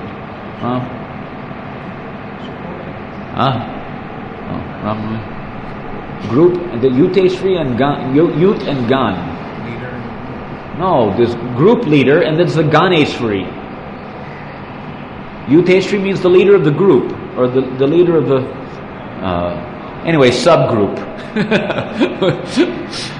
I forget exactly the terminology, English terminology which is used by Śrīla Prabhupāda. Prabhupada discusses a lot of these things in Chaitanya Charitamrita, but it's nicely elucidated in Ujjvala Nilamani. So anyone who has a desire to more deeply understand these topics for the purpose of augmenting the personal bhajan, it is recommended that he should take shelter of the instructions given in books like Ujjvala Nilamani and Jaiva Dharma, etc. So anyhow, So just as there are distinctions between the Sakhis and the group leaders, so similarly there are distinctions between the varieties of Sakhis. There are varieties of Sakhis, Parampresta Sakhis, Priya Sakhis, and then what are called as Sakhis. Sakhis are, it is called as general Sakhi, means that they have a different mood. Although they are friends of Srimati Radharani, but and they will never leave Radharani's group. They always hold Srimati Radharani in highest esteem. Yet it will be seen that they have a rati which is called as a type of sneha, affection, toward Radha and Krishna, which is called Krishna Asama. Asama means not equal. Krishna Asama Sneha. Krishna Sama Asama Sneha Adika Sakhis are Sakhis who have, although they have affection for both Radha and Krishna, if they didn't have affection for Radharani, then why would they be staying? Why would they be determined to always remain in her company? But they are Krishna Asama Sneha Adika Sakhis, meaning that they have more affection toward Krishna. That means that there's a little more, slightly more consideration in them for Krishna's pleasure. There's slightly more consideration for Krishna's pleasure than the consideration for Radharani's pleasure. So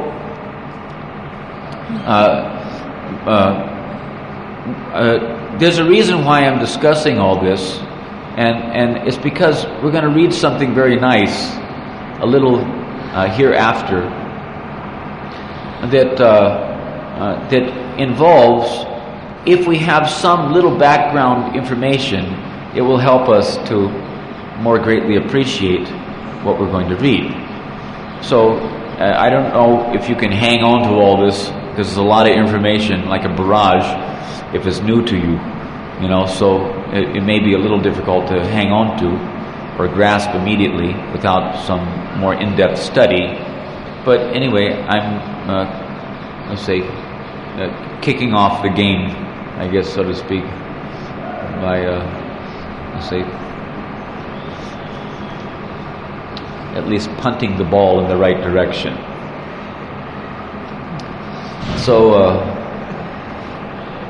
So anyhow, Krishna Samasneyadika, they don't have equal affection, but they have more affection, slightly more affection to Krishna, and they serve to bring about Krishna's happiness in the matter of fulfilling his desires to be associated with Srimati Radharani. And they are devotees like Kundalata is one of the most prominent we see in the pastimes of Krishna, and she will be one of the let's say players on the stage of the performance of the pastime that we will read a little bit later. So you can remember that Kundalata is one of the Krishna Asamasne Adika Sakhis of Radharani, who is trying to, let's say, always trying to bring about the pleasure of Krishna by making arrangements for his meeting with Srimati Radharani. And then she's one of the general Sakhis. And then there are Pran Sakhis and Nitya Sakhis. So the Pran Sakhis and Nitya Sakhis, in one place it is described that Pran Sakhis are Nitya Sakhis who have, for certain reasons, become more dear to Srimati Radharani than her own prana, life. Shiradika prana samam kaniyasam. So Kanyasim means that she is the younger sister of Radharani. Shri Radhika Prana Samam, the same as Radharani. Sama means the same, that she is the same as the very life breath of Srimati Radharani. Radharani sees that she is more dear to her than her own life's breath. Shri Radhika Prana Samam Kanyasim. This is a part of the prayer, the pranam mantra to Srimati Ananga Manjari. So the Manjaris fall into these two categories as Pransakis and Nityasakis. So Nityasakis, Rupa Manjari is a Nityasaki, Mani Manjari is a Nityasaki, and Guna Manjari, these Mukhya Manjaris, they're all Nityasakis. So, and then there are Upa Manjaris. Ananga Manjari is one of the Upa Manjaris. So, anyhow, these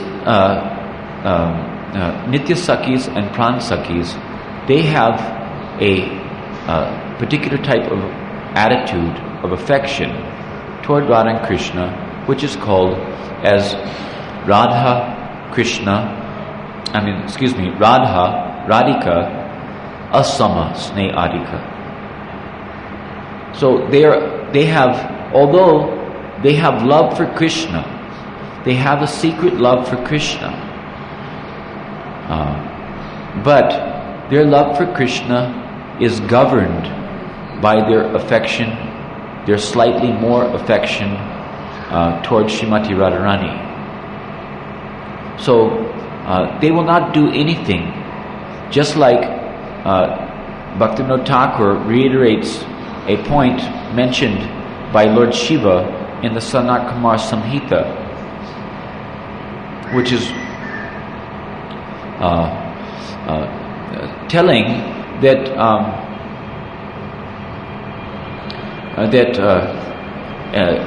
as far as the cultivation of the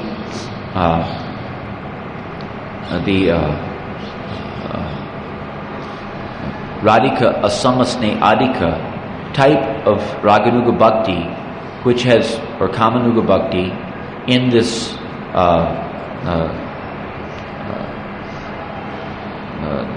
the category of Sakhi Bhav. Bhavich Chatmika.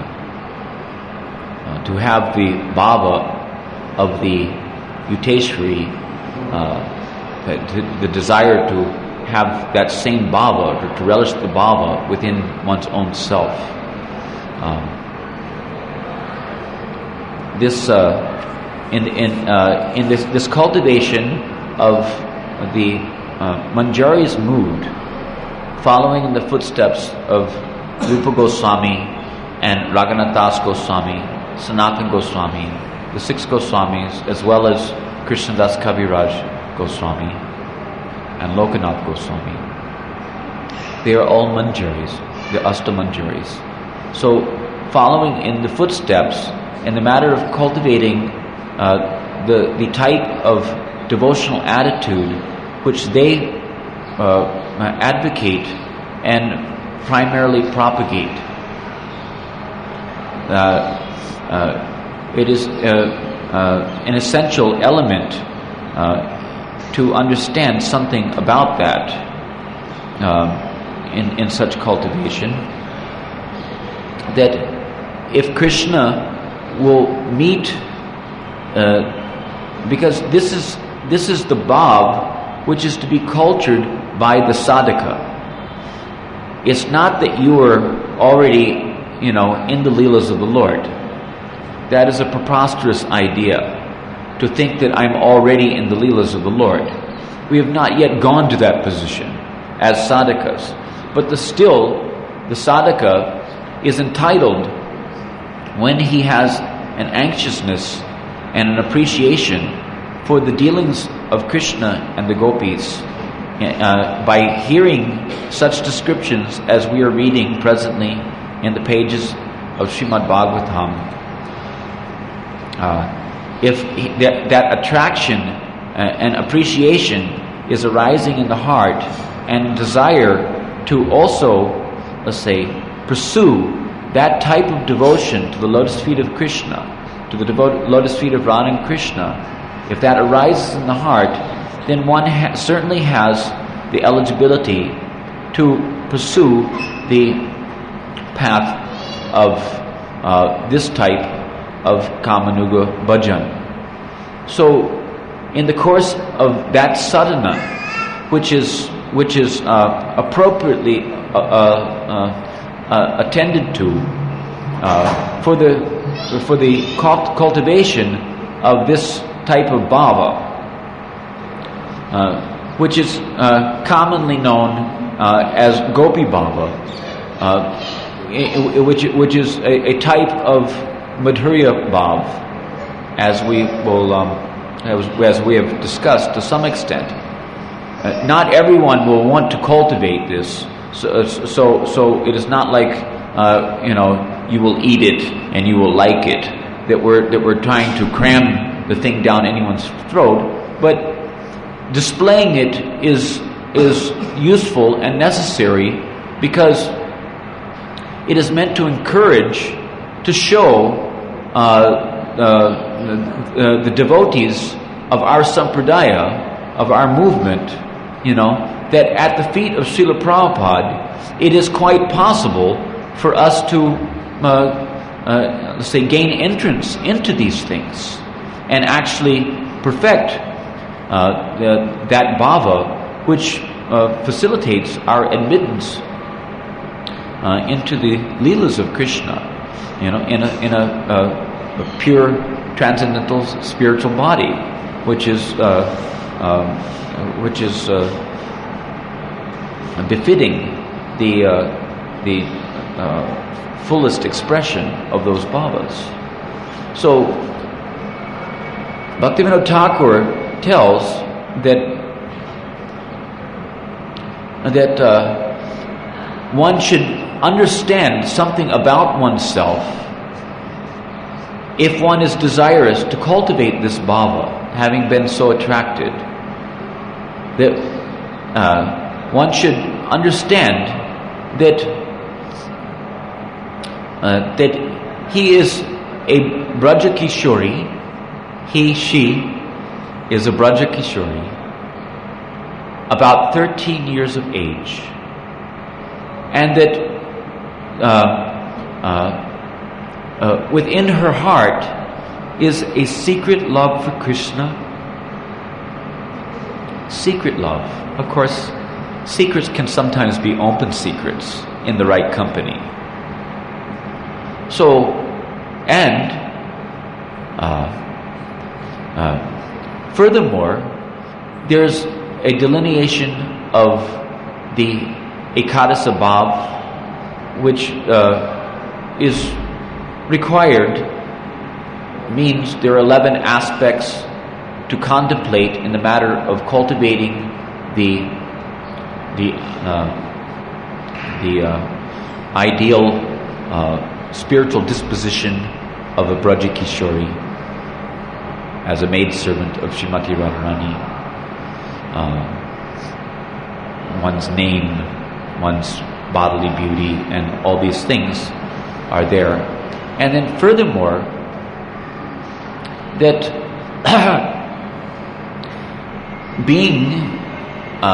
one should think of oneself as belonging to the group of Nitya Sakhis.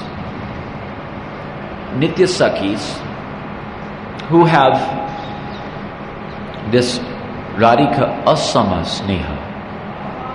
They are more attached to the consideration of Radha's pleasure than the consideration of Krishna's pleasure. And certainly they are not attached to the consideration of their own pleasure. But being more attached to the consideration of Radha's pleasure, the mood should be that if Krishna will,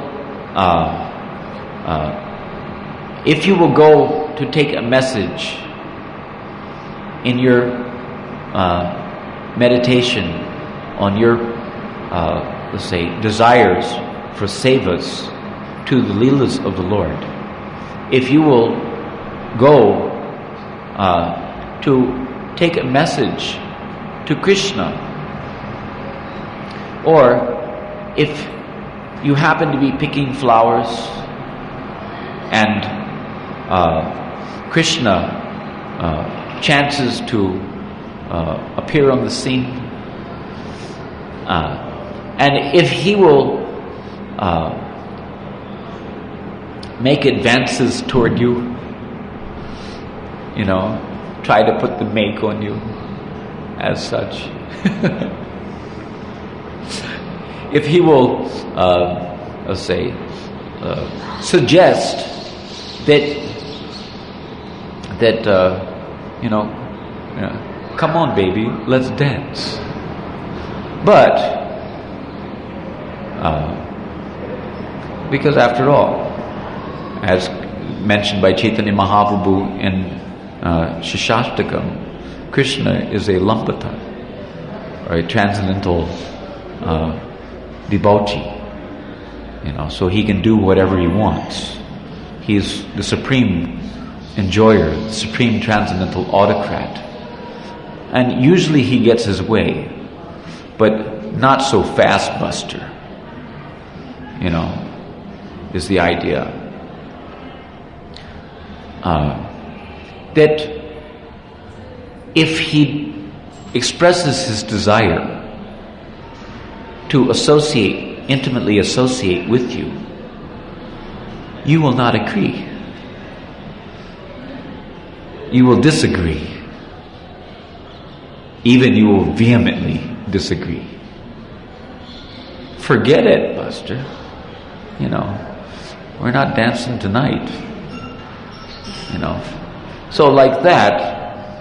Why? Because you belong to Srimati Radharani, and without her permission, this is how it is described by Bhaktivinoda Thakur. Without her permission, you cannot do anything. Just like we are trained from the very beginning of our devotional service, that even to take prasad, even to take rest at the end of the day, we should take permission from our Guru. To do any seva, we should take permission. We should take the blessings of our Guru. Some people say that we are not being trained in the matter of the principles of Rag Bhajan. But if you're a little observant, and as you become more and more acquainted with the science of devotional service, then you'll understand that from the very beginning, we're being trained in the matter of cultivating the proper selfless devotional attitude of a Brajbasi. From the very onset of our entrance into this Krishna consciousness movement, all the elements which are required to be cultivated to actually enter in to the realm of Braja as a servant, a follower of one of the eternal associates of Krishna, are systematically being given to us, perhaps in not such a straightforward way, but indirectly by, instructions which may appear to be rudimentary instructions, basic instructions, just like how to honor prasad. We were discussing about the difference between the materialist eating and the devotee's eating. The difference between the materialist embracing, materialistic woman embracing the form of a man, or Kubjas embracing the form of the Supreme Male, Krishna, or the queens embracing the attitude, or the gopis embracing. And even the Nayikas are embracing Krishna, and also the Sakhis are embracing Krishna. As we've described with reference to Ujjvala Nilamani, there's no perceivable distinction between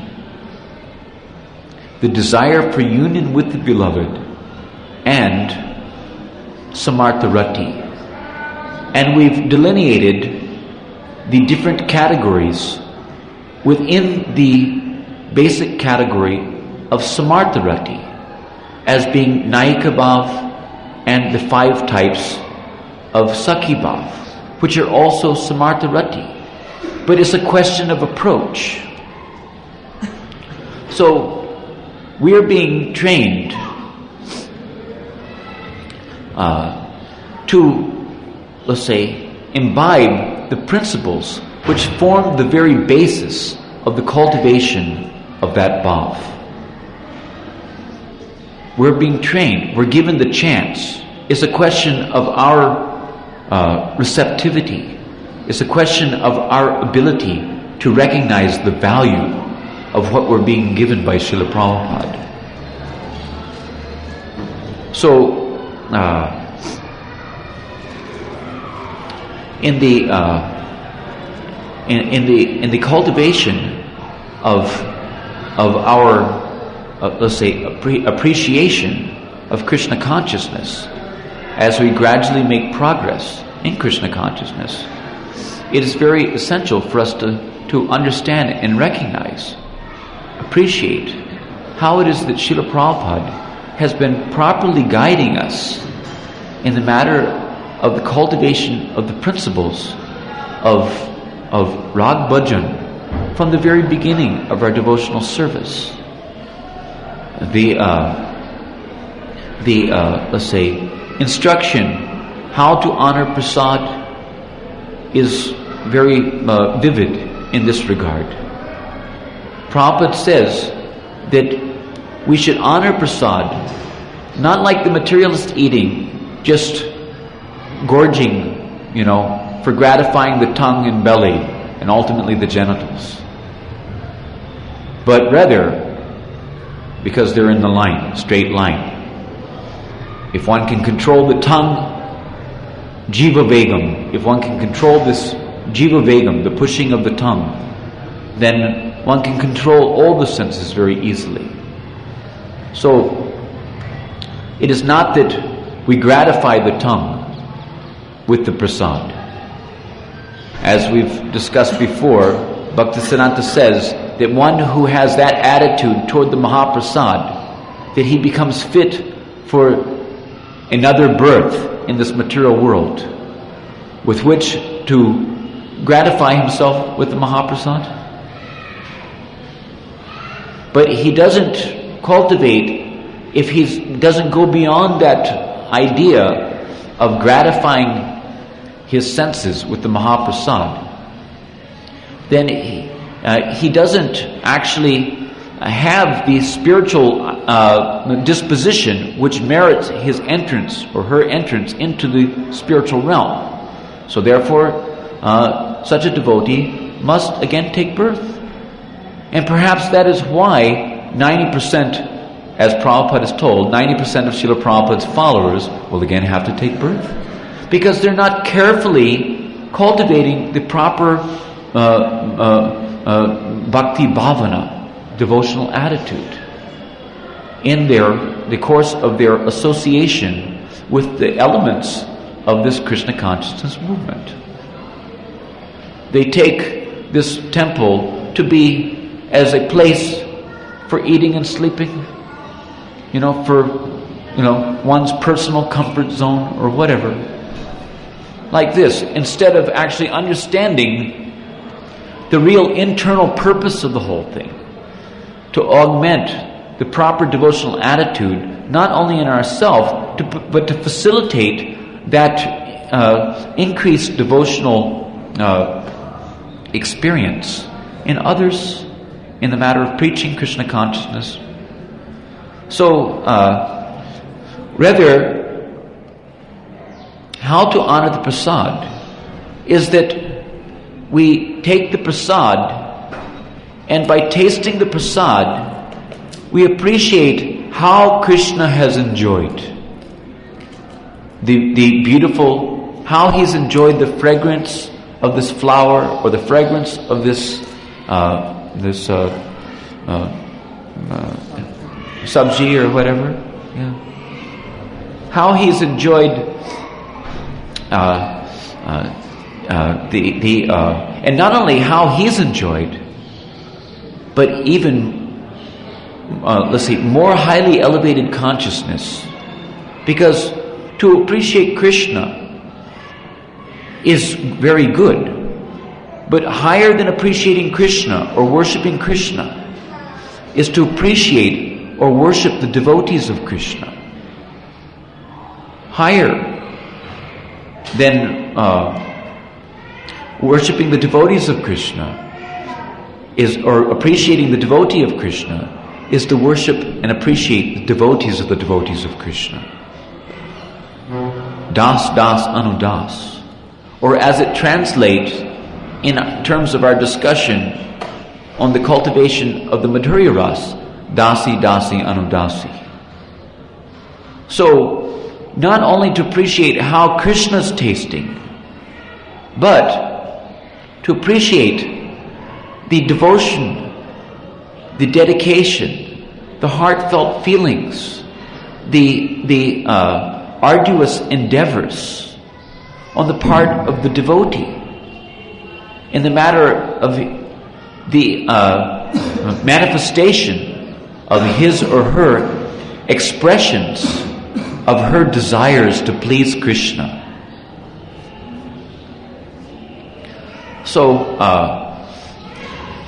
and even moreover, to appreciate the dedication and services of they who assist. Just like someone may be cooking in the kitchen, Bhuvaneshwar is cooking in the kitchen, but it's not only that Bhuvaneshwar Prabhu is cooking in the deity kitchen, but also there are so many others who are assisting him. He may be cooking the puris, but there's someone rolling the puris. He may be cooking the sabji, but there's someone cutting up the sabji. Like that. There's so many assistants. He may be, lighting the flame, but perhaps someone else is stirring the milk to make sure it's not burning while he's turning his attention to some other prep. Like that. So, Srila Prabhupada gives us another instruction which shows us how this same principle, which seems to be a very basic instruction in relationship to our, let's say, beginnings of Krishna consciousness, how to at least get our foot on the right footpath. Because every journey starts with this first step. So the first steps in our Krishna consciousness are very important in the makeup of the ultimate outcome, or the destination in the matter of our journey back home, back to Godhead. So, Srila Prabhupada, just as he's described how to honor the Mahaprasad, in the very same way, he's instructed that we offer Krishna what he likes. We offer Krishna what he likes. We don't offer Krishna what he doesn't like. It's not like we're offering Krishna Hidimbi, or some Rakshashi girl. But we're offering Krishna what he likes.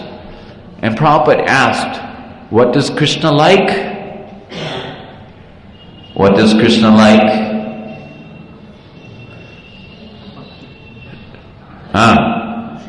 Srimati Radharani. That is what Krishna likes. The supreme personification of all bhakti. So, we offer Krishna Srimati Radharani. This is Prabhupada's very sanguine instruction to us. Beautiful instruction. We offer to Krishna, Srimati Radharani, and then we relish the prasad. What an amazing instruction. What is this, Srila Prabhupada? How we relish the prasad? In the same way that he's instructed us to relish the Mahaprasad.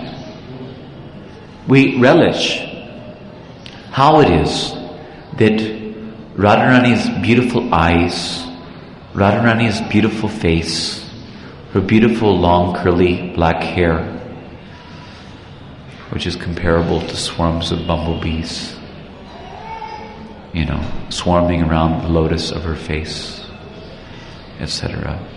And her beautiful other bodily features, all the way down to the delicate jewel-like toenails, that we offer all of this beauty, which is the supreme, unsurpassable, matchless beauty, even more matchless than Krishna's matchless beauty. As a matter of fact, just like Krishna is Bhushana Bhushanangam, Krishna is the ornament of all ornaments. And his transcendental beauty of his transcendental body is what makes the ornaments that he wears beautiful. So similarly, it is described by Srila Prabhupada that Krishna alone is not particularly very beautiful, but when he's surrounded by his gopi girlfriends, primarily when he's associated with Srimati Radharani, then he becomes very, very beautiful. So Krishna is called Bhushana Bhushanangam, and in Pranaya Gita, in the chapter of the gopis' expressions of their pranay, which is it's found in the introduction to the Rasa Dance chapter, where Krishna has told them to go home, and they're admonishing Krishna for being so cruel, speaking such cruel words out of anger toward Krishna, out of man, for being so harshly treated by Krishna, like that. So they rebuke him or admonish him in that way. That's why it's called this Pranaya Gita, because it's an expression of intensified man, or jealous anger toward Krishna. So anyhow, in that Gita, the gopis, they tell Krishna that you are, that please become our Purusha Bhushana, Bhushana Bhushanangam. And so he's the ornament of all ornaments. That has two meanings. That means that Krishna beautifies the ornaments because he's the most beautiful ornament. So he beautifies the ornaments that he wears. But taken in the context of being as a Purusha Bhushana, or the male ornament, which is worn by the, let's say, you can say, by the Braja Gopis, they wear Krishna like a necklace between their beautiful raised breast.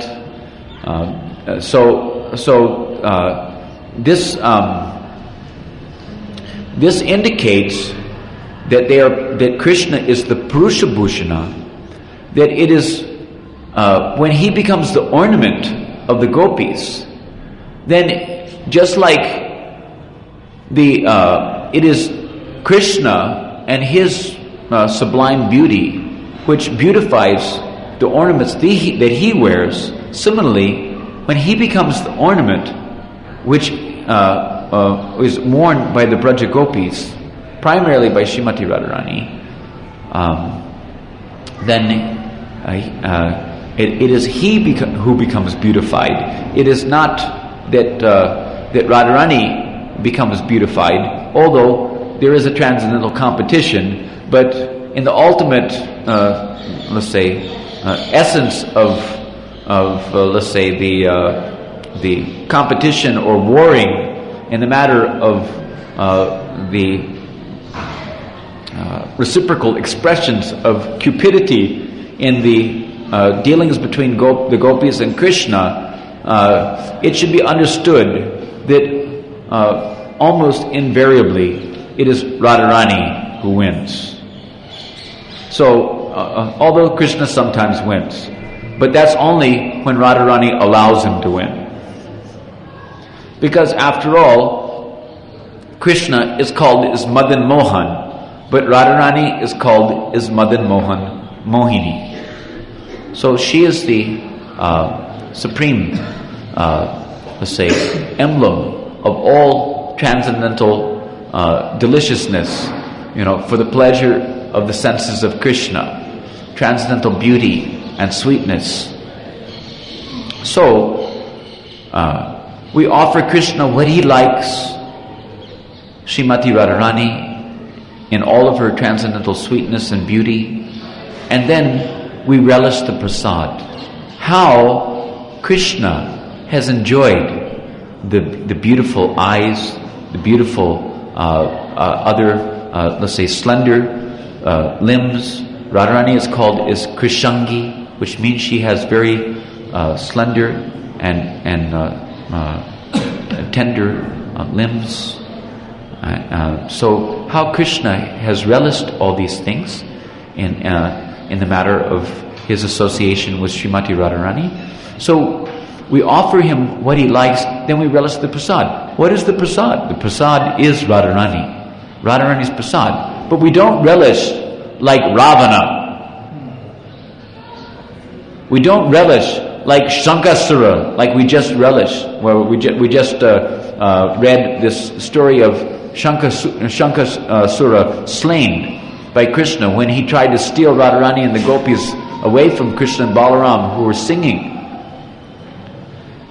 We don't relish like that any more than we're meant to. If we relish like that, then you can rest assured that we become fit for another repeated birth and death, with which to go on relishing our shadow-like, ghostly representations of what is, let's say, misconstrued in the matter of understanding the science of rasa tattva.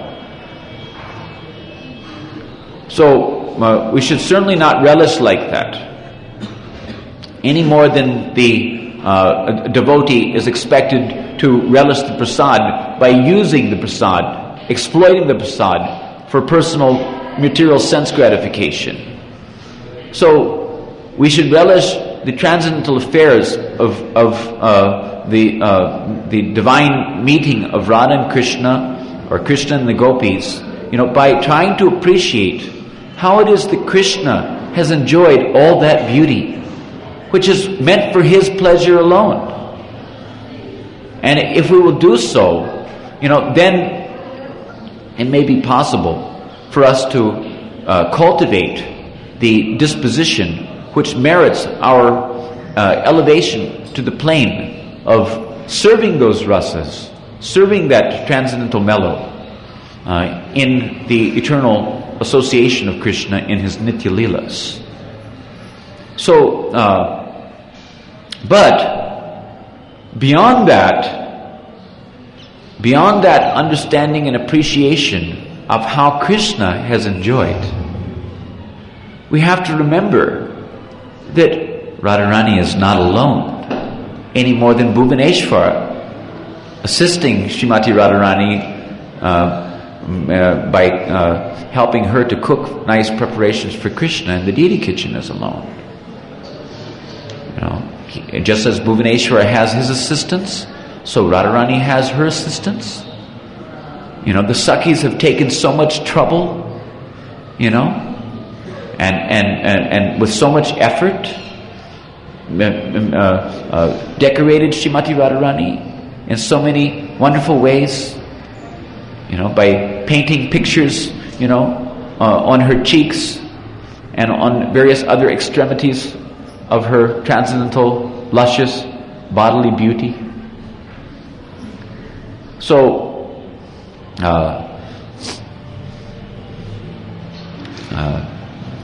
how much care, how much trouble, how much, it's just like when Radharani and the Sakhis go to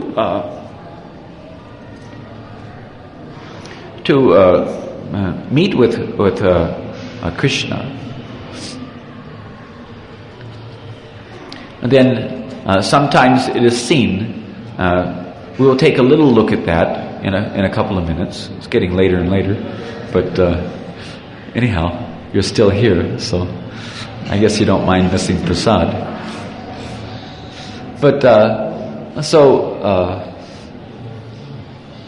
when Radharani and Krishna meet with Radharani and the Sakhis meet with Krishna, then because the Sakhis have taken so much trouble to decorate Radharani and make her just so wonderfully beautiful and sweet, just because they know that Krishna's going to see her and become overwhelmed with ecstatic emotions, and that will serve to fulfill all of Srimati Radharani's innermost heartfelt desires for the Prem Keli. So, not for her pleasure, but because she knows that no one can satisfy Krishna like she can satisfy Krishna. So therefore, all the Sakhis know that her transcendental beauty, let's say, being immaculately enhanced by their devotional endeavors. Although it is mentioned that although is saying that are there not people who are offering ghee lamps to the sun, to the sun god? So offering ghee lamps to the sun god, what is the meaning? The sun is already unlimitedly bright, yet there are people who are offering ghee lamps to the sun. The ghee lamp is a very little flame, but yet they're offering ghee lamps to the sun, and in its own right, it serves to beautify the whole situation. So similarly, although the soles of the tender lotus feet of Srimati Radharani are like reddish lotus petals, yet still, although there's no need to apply any lac or mineral pigment, red-colored mineral pigment to the lotus feet of Srimati Radharani, still the Sakhis, they serve to enhance her beauty, just like she has beautiful reddish bimba fruit lips, yet they enhance the beauty by offering her pan, so that the pan juice comes onto her lips and makes her beautiful bimba fruit lips all the more beautiful. And so, although she doesn't require any ornaments to be beautiful, still they beautify her with ornaments and with various musk paintings, etc. on her face and limbs, like that. So all these things are meant to give expression, because ultimately Krishna's not just going to notice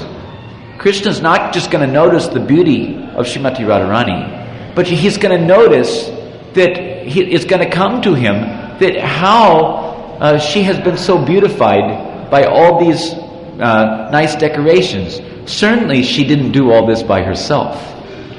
So therefore, it may be, let's say, concluded that Krishna also recognizes the endeavors of Radharani's friends, and therefore wants to, as Srimati Radharani so desires it, he also wants to reward them for their services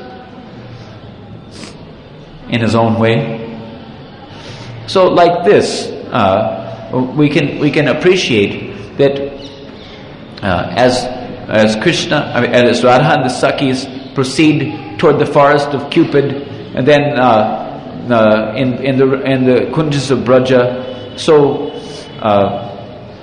and Krishna sees all this immaculate beauty of Srimati Radharani, and begins to let's say make his divine, transcendental, you can say supramundane advances towards Srimati Radharani.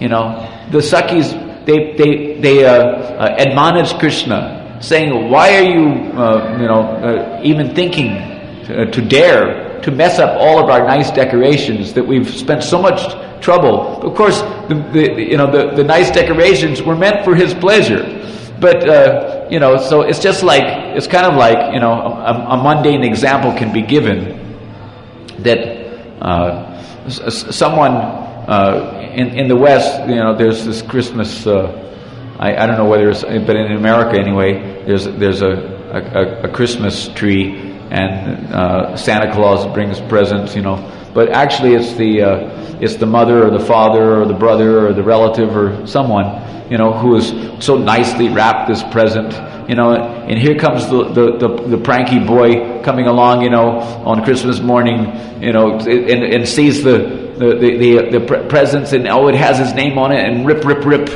and immediately all that trouble, within a second, of nicely wrapping the present, and we question whether he even appreciated it, because if he really appreciated it, perhaps he wouldn't have, let's say, torn the cloth, or let's say, messed up all the dolphins that we so carefully painted, or kissed the mustache off of her cheek. We placed the mustache so nicely on her cheek, but just to enchant him and to enhance his desires for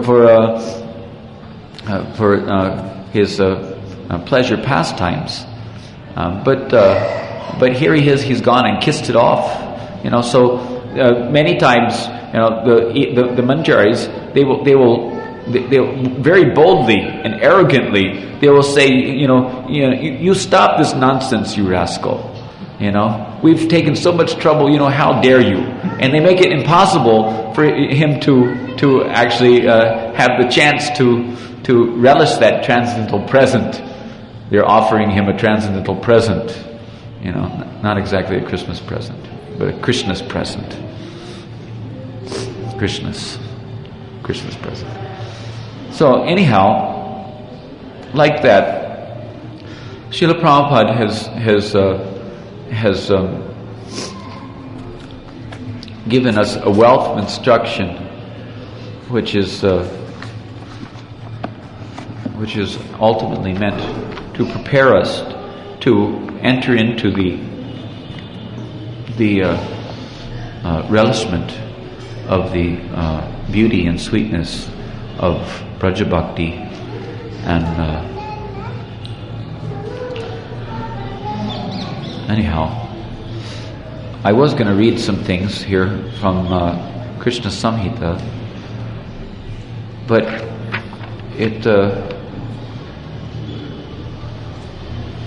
I think I'll skip this one.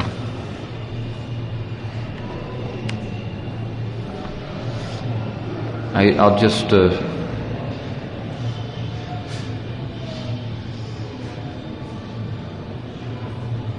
I'll skip it.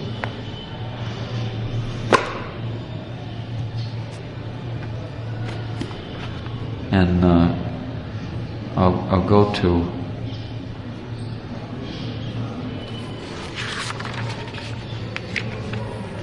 yes, okay. This is some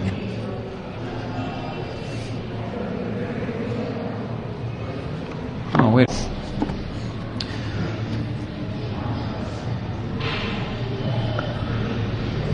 Some very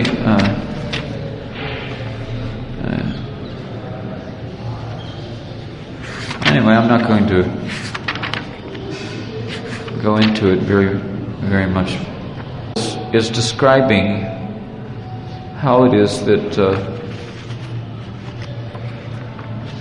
that is necessary to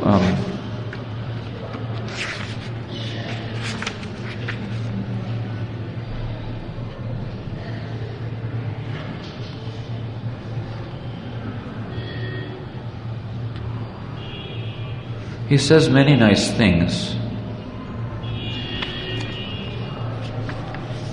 but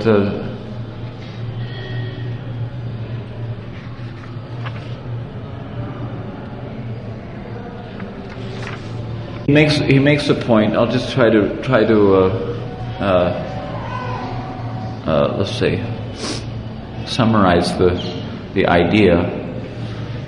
He was describing how it is that the oh, here it is.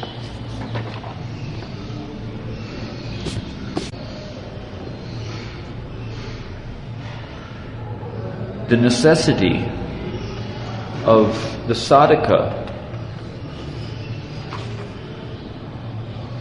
Yes. He's describing the necessity of the sadhaka hearing about the pastimes of Krishna. Of course, when we say sadhaka, we mean those who are seriously pursuing the path of anukul bhajan. Anukul means activities or worship which is favorable for the cultivation of Braja Bhakti, particularly, as we're discussing. So,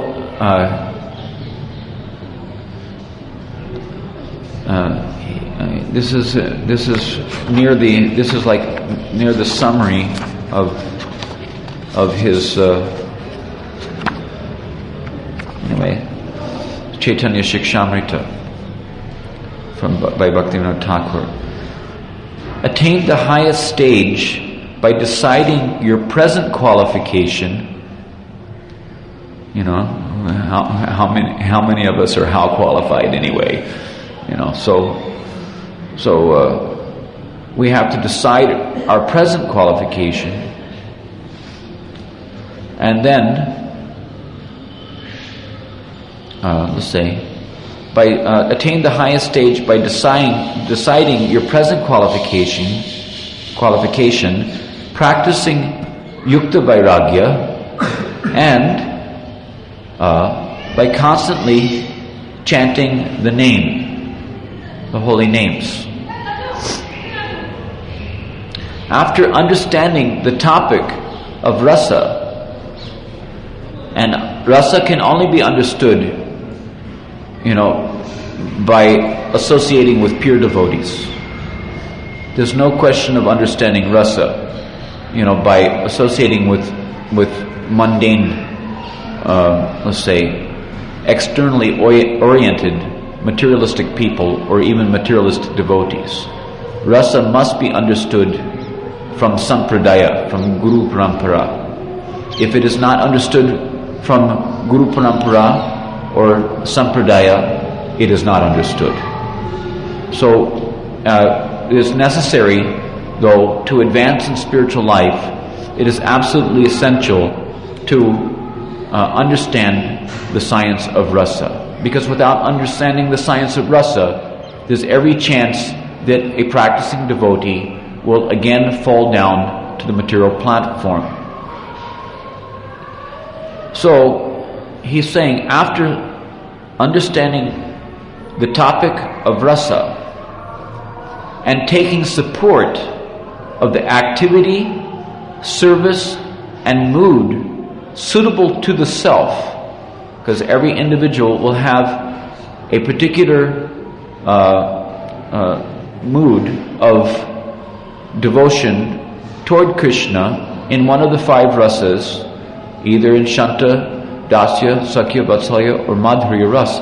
So whichever rasa, whichever mood, whichever bhav is suitable to oneself,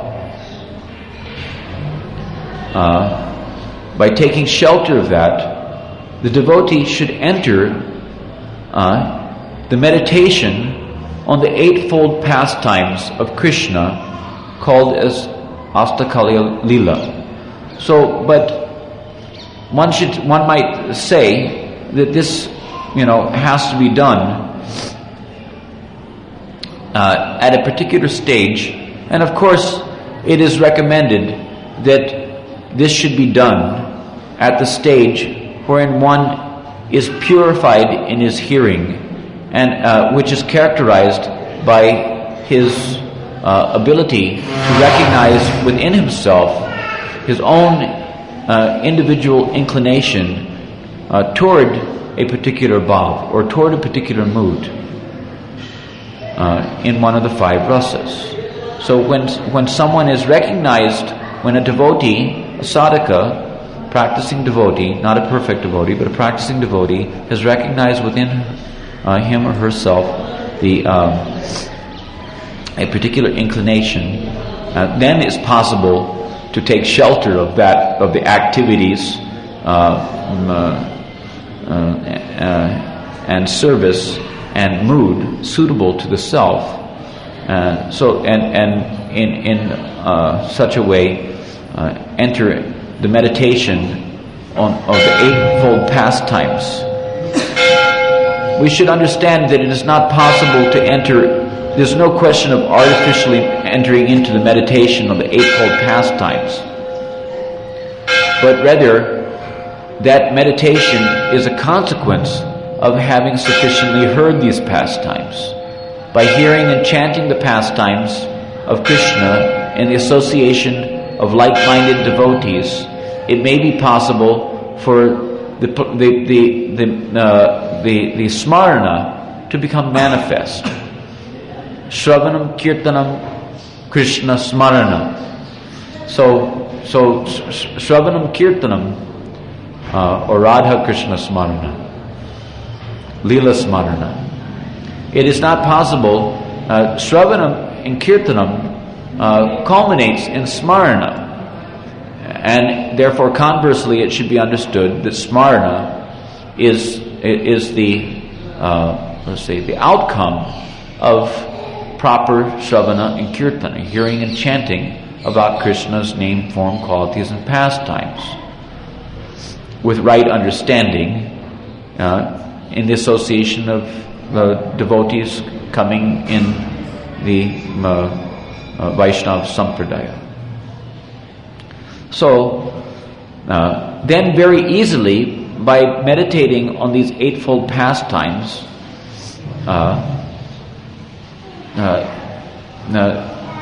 the devotees will very easily attain Vastu Siddhi. So Vastu Siddhi means the ultimate outcome, or entering into the spiritual pastimes of Krishna in a spiritual body. Vastu means substantial, spiritual body. By practicing Yukta Vairagya, the devotees can easily remain Paramahamsas till the end of their material lives. So you cannot remain Paramahamsa until you at least first become Paramahamsa. So there's a process by which one can become Paramahamsa. And so as there's a process by which one can easily attain Vastu Siddhi, and a process by which one can easily remain Paramahamsas till the end of their material body, etc. One can so also there's a process by which we can become Paramahamsas. Prabhupada wanted us to become Paramahamsas. It's not that Paramahamsas is for the other guy. He wants us to become Paramahamsas, every one of us. So we have to, do the needful. Krishna consciousness means doing the needful, Prabhupada said. So that's the main needful. The main needful is to ourself become advanced in Krishna consciousness, so that we can hope to go back to Godhead. If we remain in our mediocrity, then how can we hope to go back to Godhead? So we have to intensify our bhajan, so as to become Paramahamsas by doing what the Paramahamsas do. Doing what the Paramahamsas do. It's not so difficult thing. What it means to follow in the footsteps of the Brajbasis. It is mentioned by Srila Prabhupada in the 47th chapter of the Krishna book. He says that this prayer of the inhabitants of Vrindavan is the super excellent type of self-realization. The method is very simple. To fix the mind always on Krishna. Of course, it's simple for the simple. So it depends on how simple you are. Whether you have other things on the agenda, or whether you're simply interested in advancing in Krishna consciousness. So the method is very simple. To fix the mind always on the lotus feet of Krishna. To talk always of Krishna without passing on to any other subject matter. And to engage the body in Krishna's service constantly. This is the method. It is very simple. If you want to follow in the footsteps of the Brajbasis, so as to become natural Paramahamsas, there's a natural way to do it. A very easy, simple method of doing it. And that is to always think of Krishna and to always talk about Krishna without passing on to any other subject matter, and to always engage one's body, mind, and words, in Krishna's service. So that is the method. So you want to do that? You say you want to follow in the footsteps of the gopis? Then let's see how much you really want to follow in the footsteps of the gopis by whether or not you're always talking of Krishna without passing on to any other subject matter. That will be the mark of whether or not you're actually serious about, everyone's claiming, Raganuga Bhakti. Everyone's talking about Raganuga Bhakti. Well, not everyone, but, a good number of people are talking about Raganuga Bhakti and all these things. But let's see whether you're really interested in Raganuga Bhakti. Because if you're really interested in Raganuga Bhakti means to follow in the footsteps of the Brajbasis. Not only Anusharan, but in certain respects also Anukarana. Anukarana means to follow those activities. Following the activity, generally it's recommended Anusharana means to follow or to surrender to the instructions. But Anukarana is also there. But one will follow the activities which are in accord with their instructions. In other words, if a great soul will deviate from, let's say, his own instructions by performing any activity, that activity you shouldn't follow. But when he exemplifies his instructions by his activities, then that activity you follow. So the instruction is to always hear and chant about Krishna's pastimes, etc., without without passing on to any other subject matter throughout one's entire day and night. That is the instruction, and it is the practical example which has been set by the gopis as what we are discussing here in the pages of Bhagavatam today. They spent 9 hours, discussing Krishna Katha in the presence of Mother Yasoda before they became too agitated and got up and went out on the pretext of collecting flowers to search out for Krishna, to understand why he's delayed in his coming home, etc. So we should also, if we're really serious, about going back home, back to Godhead, about attaining the realm of Braja, about serving Radha and Krishna in their intimate leelas, then this is how to do it. Let's see how serious you are. Let's see how much time you spend talking about other things. Then we can see how serious you really are. Always thinking of Krishna, always talking about Krishna, always engaging one's body, mind, and words in the service of Krishna. Then we can see, this person is actually, he's following in the footsteps of the Braja Gopis, of the Brajvasis. So in that way, we can understand, to elevate oneself to the position of Paramahamsa, so that we can actually become eligible to, let's say, attain the fruit of our bhajan in the matter of entering into the leelas in our Satchidananda Vastu, Siddhadeha, eternal spiritual body as a gopi or a gopa. Because after all, we're not these bodies. We're not these material bodies. Wake up, Brajananda, or go take rest. It's nice that you're sitting here, but you should wake up since you're bothering to be here, you should also hear something. So anyhow, there's something more, a little more. Let's say, people who have materialistic devotees. So, Bhaktivinoda Thakur here is saying people who have strong attraction for gross material pleasure and cannot understand these topics. This is concerning the reading of the Astakaliya Leelas, please.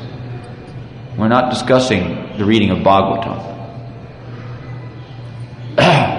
We're discussing the reading of Astakaliya Leela.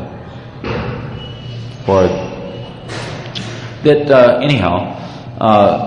that they should not read, think of, or discuss these topics of rasa. Because, why? This is the most important, the foremost important reason why they should not read or think of or discuss these topics of rasa as found in the Astakaliya Leela Granths. Why? Because they will think that these topics are all material activities and commit offense by criticizing them. Because they'll criticize Krishna, like Shishupal. Therefore, they should not hear. And then he goes further to say that if they do appreciate them at all, they'll appreciate them in a material way, not in a spiritual way, because they've not been sufficiently trained to understand that Krishna is the Supreme Personality of Godhead, the Supreme Enjoyer, the absolute autocrat, etc. They've not understood that He's the source of everything that exists. So they have no eligibility to actually to penetrate and even grasp to the slightest degree the true meaning of the thing. So they should not hear, because if they do appreciate, they will take it materially, and which means, as it's discussed here, that they will imitate, they will think to imitate the controller. They'll think to imitate the controller or the behavior of ruling personalities, as is described in 10th Canto, 33rd chapter, text number 30, that we've previously read. That, one should not imitate, just like if one foolishly tries to drink an ocean of poison like Lord Shiva had done, then he'll immediately be destroyed. So similarly, one should not imitate the activities of the Param Purush, or the Supreme Enjoyer. So, but because one will take it materially, if one is, let's say, having too much attraction for gross material pleasure and is too much bodily absorbed, out of false ego, he will misunderstand the things and he will become degraded as sahajiyas. Just like the sahajiyas, they do rasa lila, with young girls and other men's wives and this and that, taking themselves to be one with Krishna, etc., which is a totally misconceived, or misunderstanding of the pure transcendental reality of Krishna's pleasure dalliances with the gopis. So, Jayadev Goswami has written in Gita Govinda that if, on this condition, if the mind absorbed in rasa is fixed in remembrance of Krishna, then if the person is desirous of hearing about the highest pastimes of the Lord, then please listen to the sweet love songs of Jayadev Goswami. So,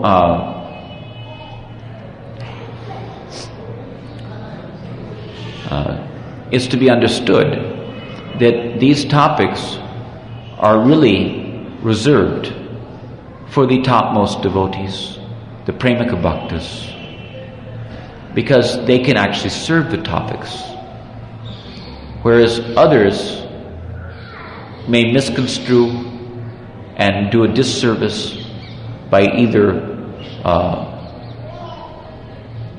criticizing or inappropriately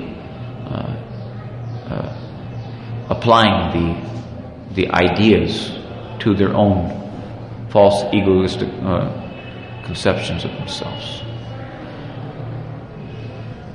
So then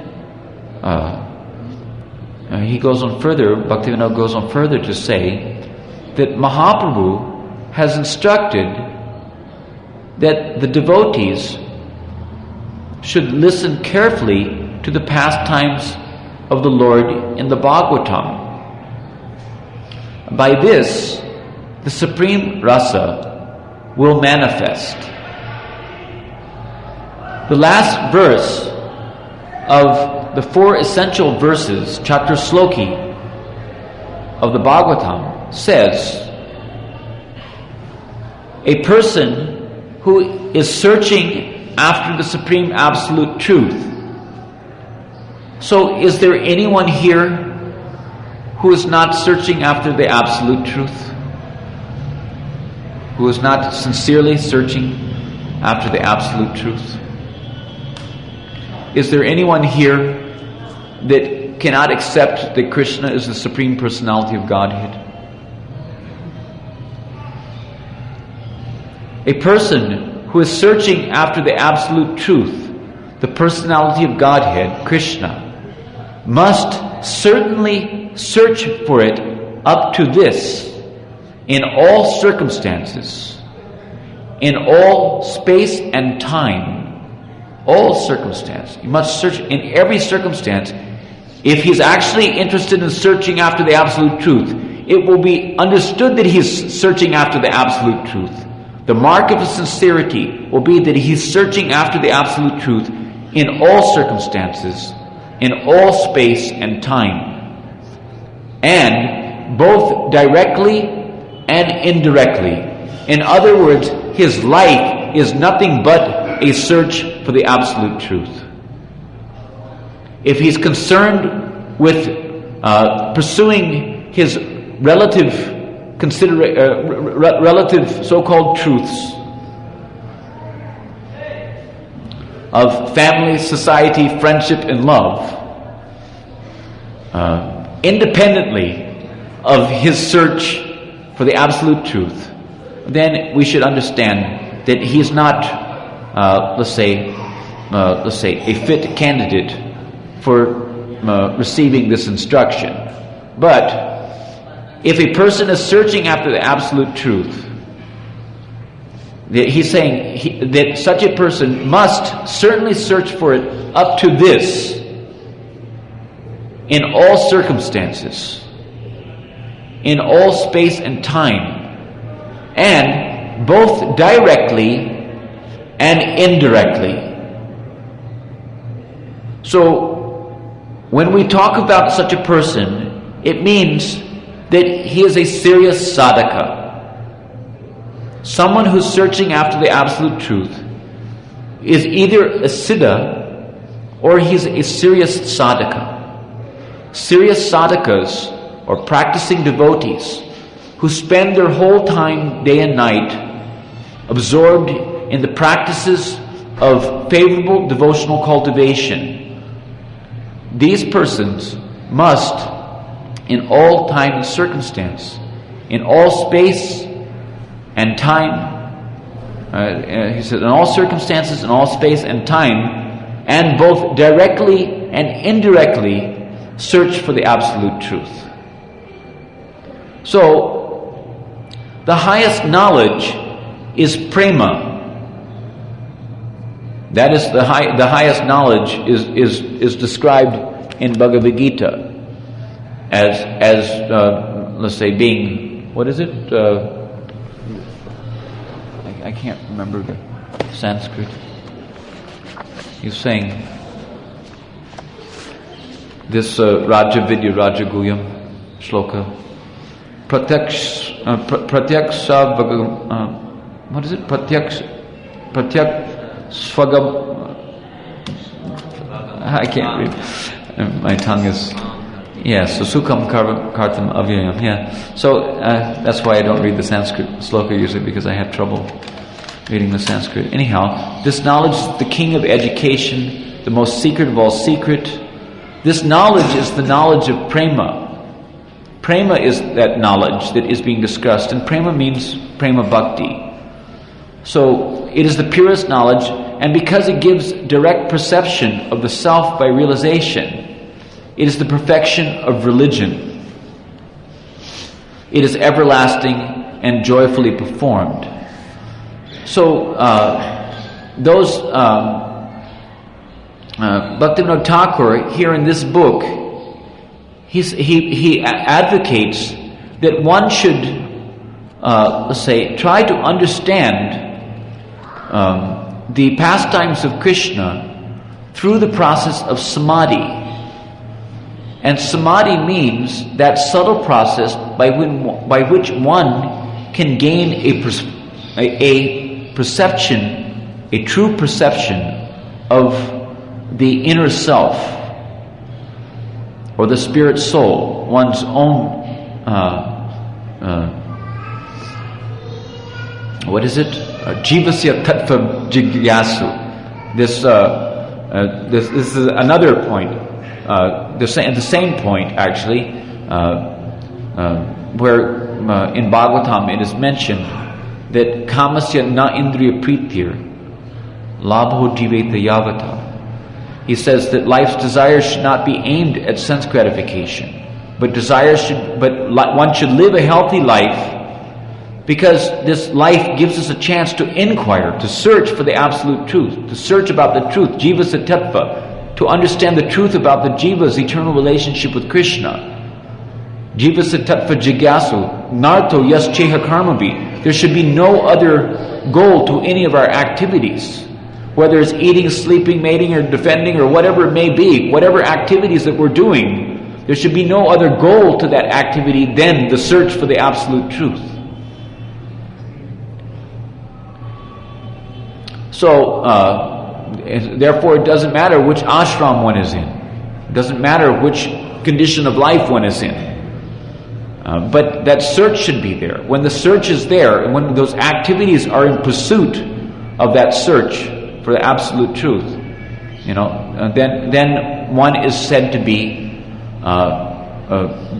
engaged in the process of samadhi, searching after the absolute truth, searching after the truth about the jiva, by which performing that activity by which the truth of the jiva can be perceived by realization. That is called as bhakti.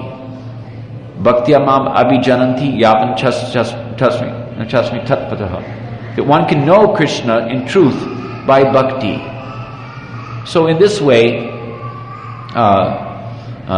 he recommends that it is only by bhakti, by engaging in devotional service, that one can understand these pastimes.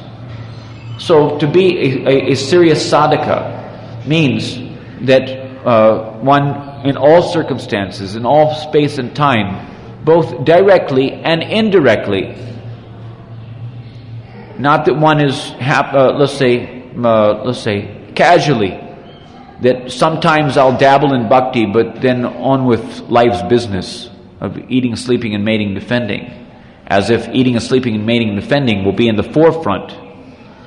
Put the horse before the cart. It means that bhakti should be in the forefront.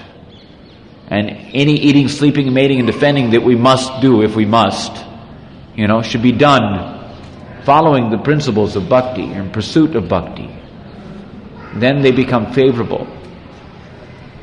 So the highest knowledge is prema. This is revealed in two ways. In the activities of Krishna, two ways this highest knowledge is revealed. And this is with reference to this verse that we just quoted about the person searching in all circumstances and all times, both directly and indirectly. So directly, this knowledge of prema is revealed, is obtained through the daily pastimes or the eightfold pastimes, Astakala Lila. Indirectly, it is obtained through the pastimes of Krishna killing the demons, from the killing of Putana to the killing of Kamsa. These pastimes exist symbolically in Braja and only as impressions in Golok. Actually, the pastimes of killing the demons, etc., which are called Naimittika Lila, they are only found in Golok. They are not found in Golok and cannot exist there. Reading the indirect pastimes, the devotee can purify himself. Being fully purified, he can taste the direct pastimes and perceive Golok. If the aspirant for prema, is there anyone here who is not an aspirant for prema? Anyone amongst us is not an aspirant for prema?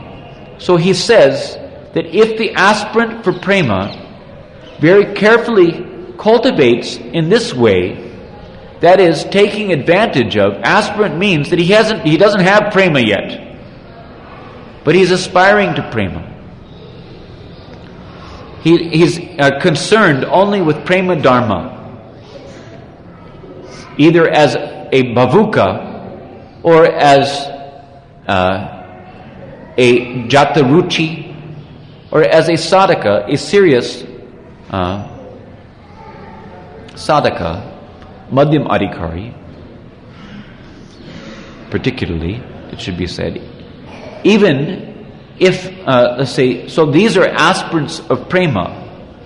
If the aspirant of prema very carefully cultivates in this way, by hearing both by searching out the absolute truth, which is the highest knowledge of prema, by searching after prema, both directly by hearing the Astakaliya Leelas of Krishna, and also indirectly by hearing the pastimes of Krishna's killing the demons, etc., then he will understand all these matters very clearly. Srimad Bhagavatam says, expert and thoughtful men relish Srimad Bhagavatam, the mature fruit of the desire tree of Vedic literatures. It emanated from the lips of Sri Shukadev Goswami. Therefore, this fruit has become even more tasteful, although its nectarine juice was already relishable for all, including the liberated souls. So all is including, when he says all including the liberated souls, it implies that all, and there would be no need for him to say including the liberated souls if the word all didn't also include the non-liberated souls.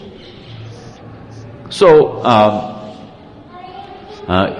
he goes on further to say that as long as it is necessary to cultivate indirectly for purification, in other words, as long as one is not yet completely freed from anarthas,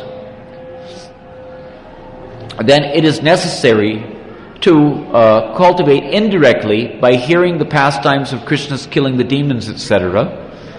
The devotee, as long as it is necessary to cultivate indirectly for purification, the devotee cannot absorb himself in full rasa.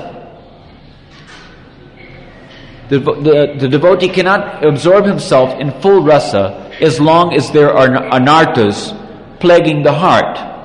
And mind you, the anarthas will continue all the way up until the time that you have a spiritual body and are associating directly with Krishna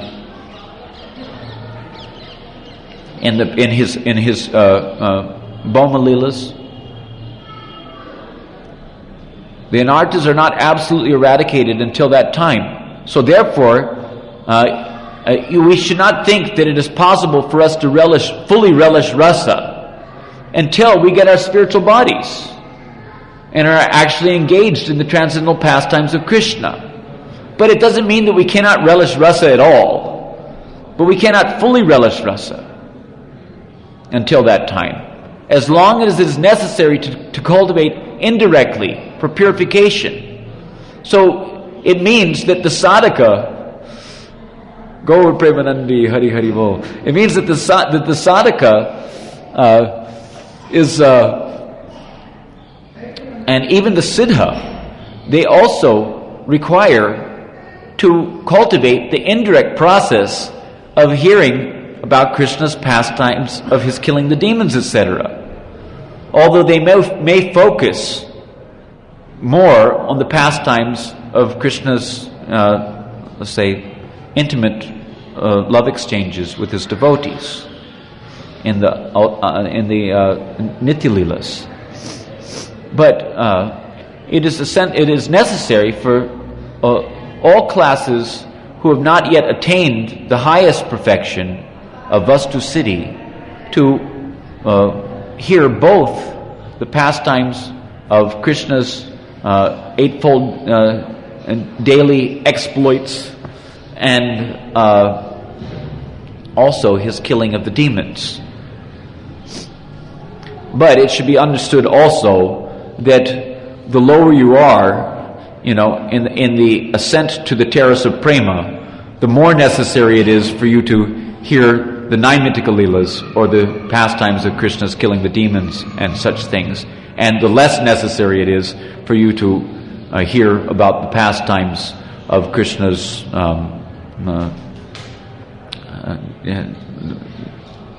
reciprocation of love with his devotees in Braja. So he goes on further. when the indirect cultivation bears fruit, that means when hearing of the pastimes of Krishna's killing of the demons, etc., bears fruit, then what is the fruit? Anartha nivritti is the fruit. Okay, so when the indirect cultivation bears fruit, the pure rasa of Golok will manifest. Until attaining the stage of rasa for Krishna, however, it is necessary to cultivate until attaining, this is an important point, so that's why I'm reading it again. Until attaining the stage of rasa for Krishna, however, it is necessary to cultivate, will you please? To cultivate devotional service through both direct, in other words, the Astakaliya Lila, hearing of the Astakaliya Lila, and indirect pastimes of killing the demons. So it's not that just because there are nartas in the heart, so we have to hear the pastimes of Krishna killing the demons to clear away the anarthas, that we have no right to hear the other pastimes, and we should only hear the pastimes, we should only engage in the indirect pursuit of prema, or anartha nivritti. Anartha nivritti, anartha nivritti, nivritti, nivritti, anartha, anartha. I mean, what are we doing anyway? Are we meant to only practice, the anartha nivritti by hearing the pastimes, the indirect pastimes of Krishna? But no, Bhaktivinoda Thakur is telling that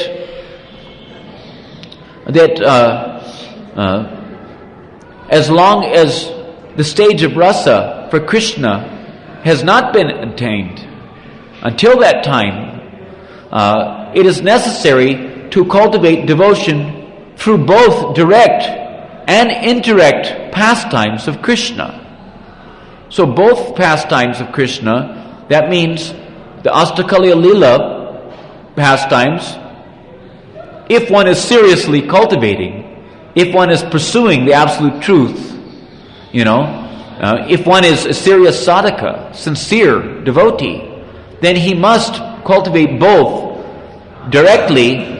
He must search out for prema directly and indirectly by hearing both the Astakaliya Lila pastimes, or the intimate pastimes, as we've heard about Krishna's Rasa Leelas in Srimad Bhagavatam and his dealings with the gopis, as we're hearing now. These are intimate expressions, such expressions that we heard today, that Dasavi gopis who become agitated by Cupid when Krishna playfully glances at us stand as still as trees, unaware that our hair and garments are slackening.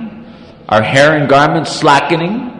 This is an intimate expression, which indicates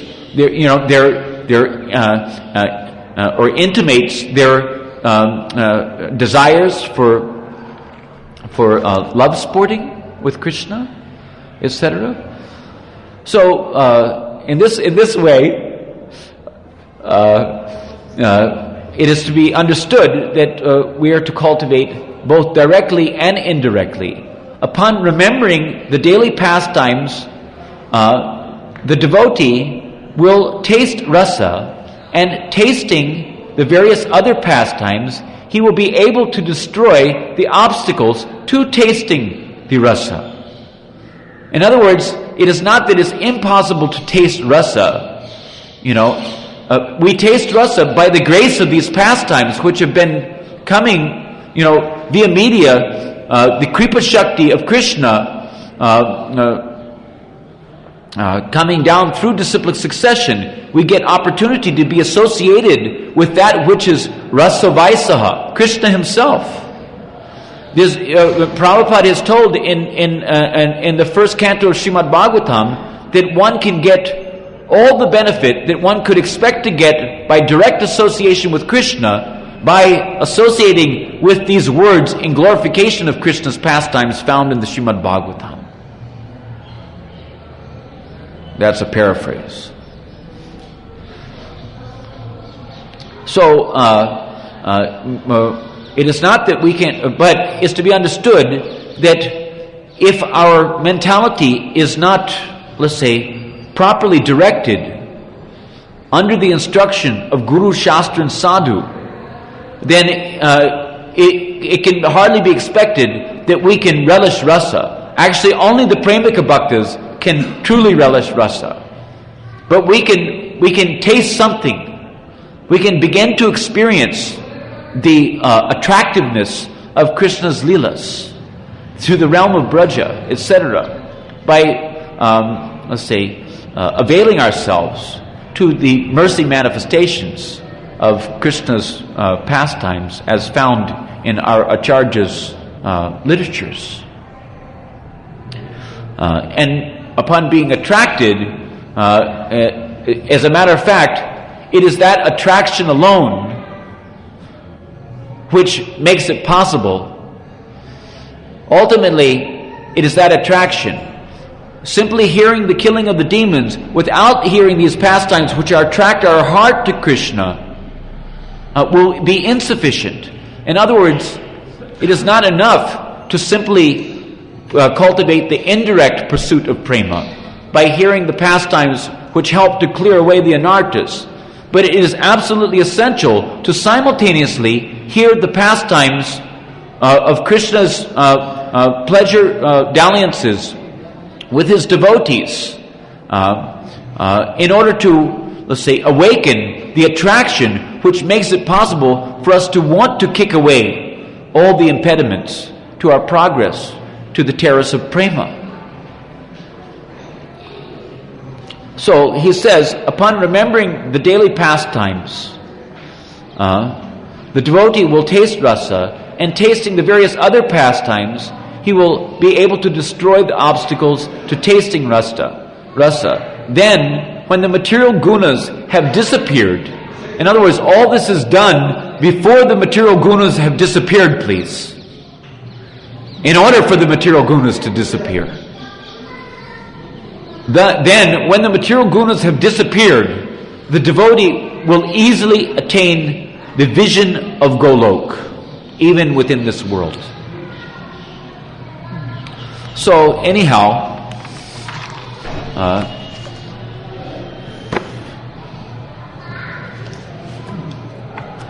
there's a little more.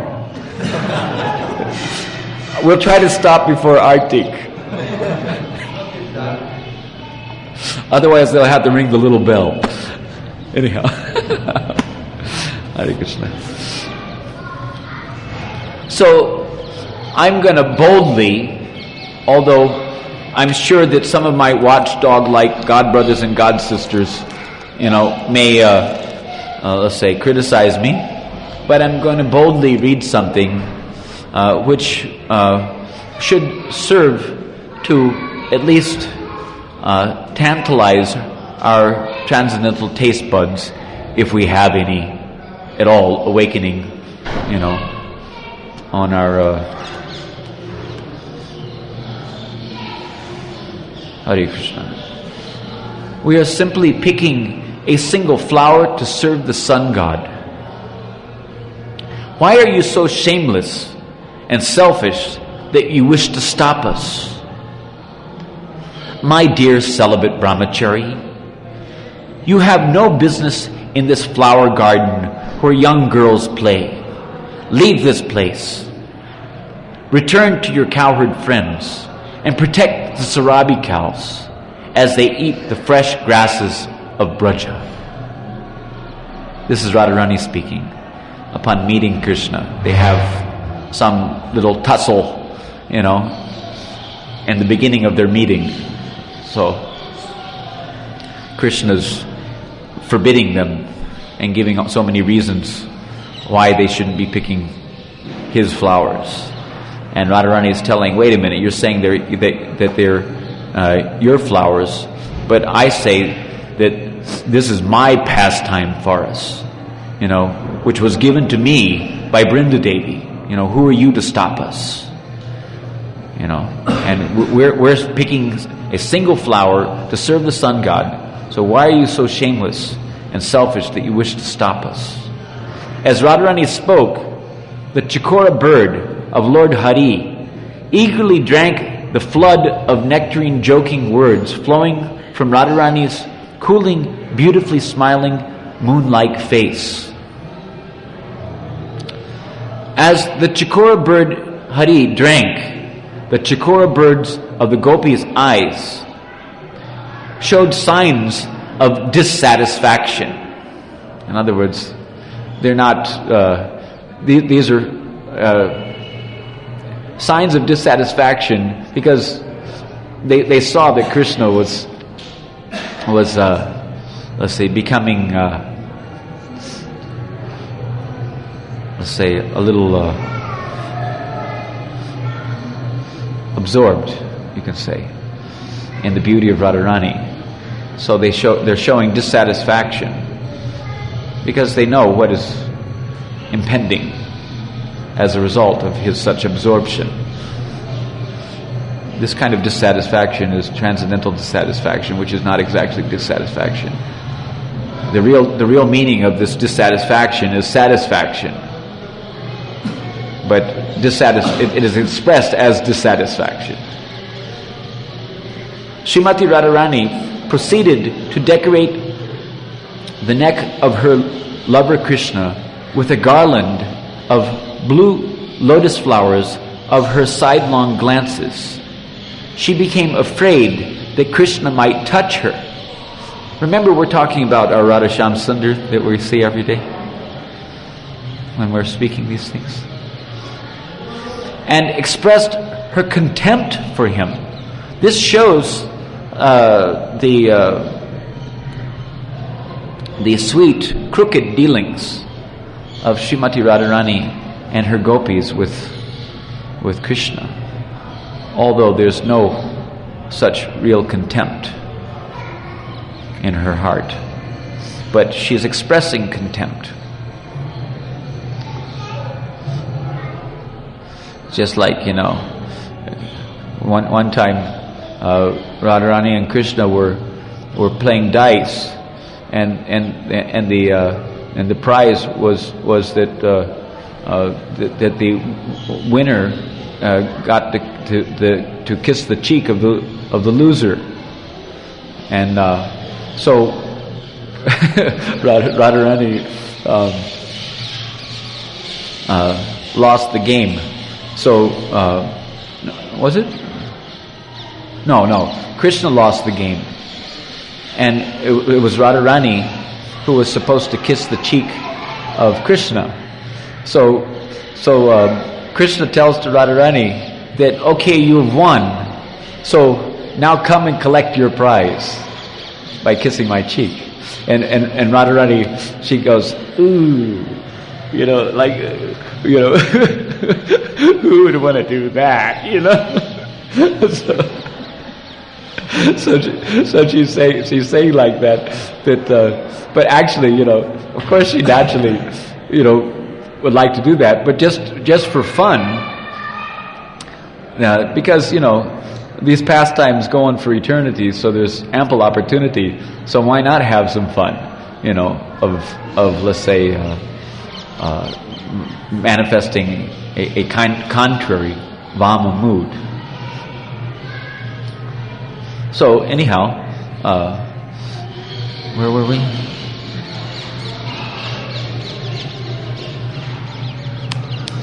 Yeah, this is.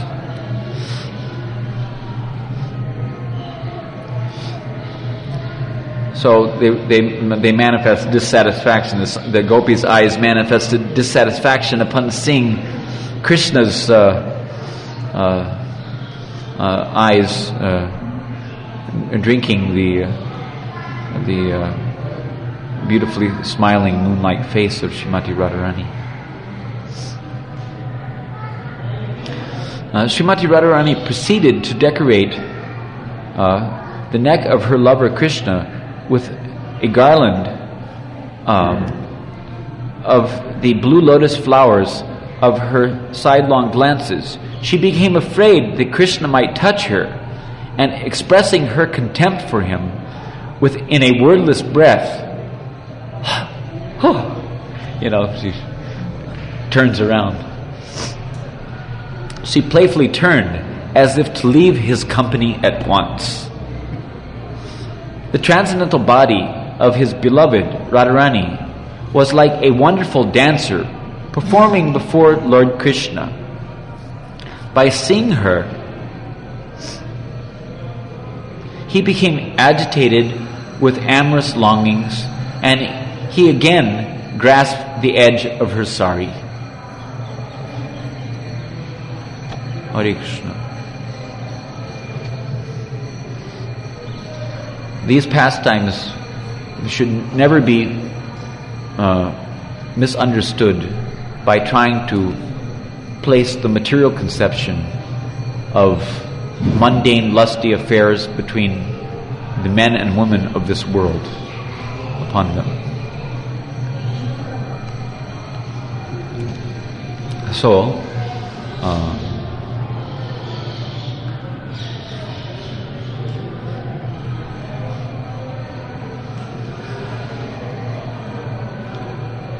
Srimati Radharani bent the bow of her eyebrows and attacked her beloved Krishna with the arrows of glances from the reddened corners of her eyes.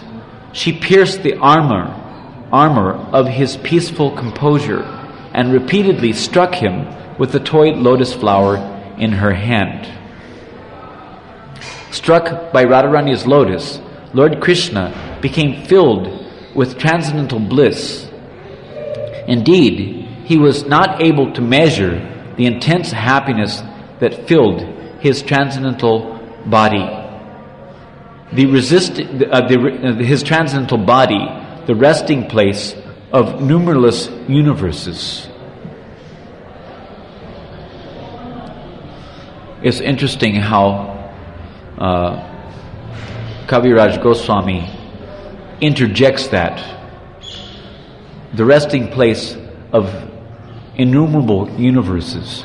This is to let's say, bring back, into proper focus the truth that Krishna is not just an ordinary person, and that his pastimes are not ordinary lusty affairs, but rather he is the source of everything that exists, and therefore, and the supreme controller, the supreme enjoyer, and as such, he has rights like no other to enjoy such pastimes with his devotees, which are all expressions of selfless reciprocal service between Godhead and his devotees. I have to speak a little something like this under the circumstances.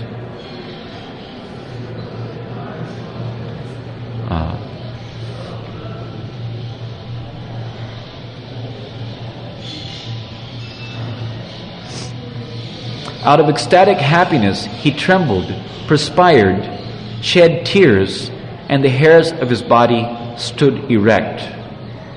The touch of Lord Krishna caused Srimati Radharani's transcendental body to blossom up with happiness. The knot holding her bodice became loose. Of course, we're mentioning here today, how when Krishna pierced the gopis with his sidelong glances, that the garlands in their hair became loose, and their braids began to automatically loosen, because actually only the husband has the right to loosen the braid of the wife. So as Krishna is the supreme husband of every living entity, and particularly he's the supreme husband of the transcendental entities who are serving him in the Madhurya Ras, in the form of gopis, he has every right to do the needful in the matter of loosening their braids and garments, etc., which are all transcendental expressions of pure spiritual quality.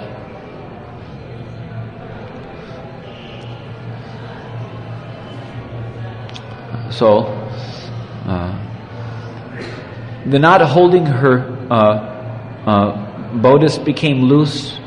Her silken undergarment began to slip, and the lower part of her body began to perspire. When Srimati Radharani saw the smiles of her amused gopi friends, she became embarrassed, and her eyes moved restlessly. As she struggled to protect herself from Lord Krishna's hand, her sari and garments began to fall. Although ordinarily very expert, she became bewildered and unable to protect herself. Lord Krishna then began the jubilant festival of Cupid.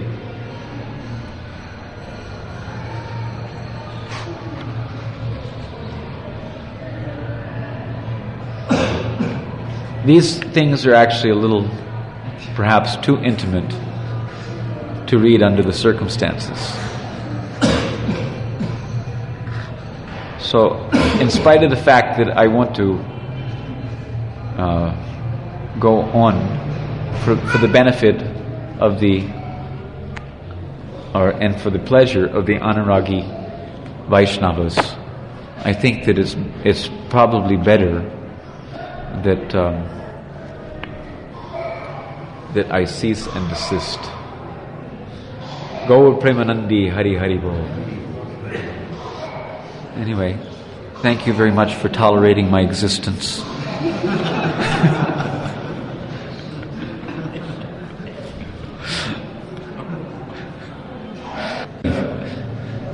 Krishna.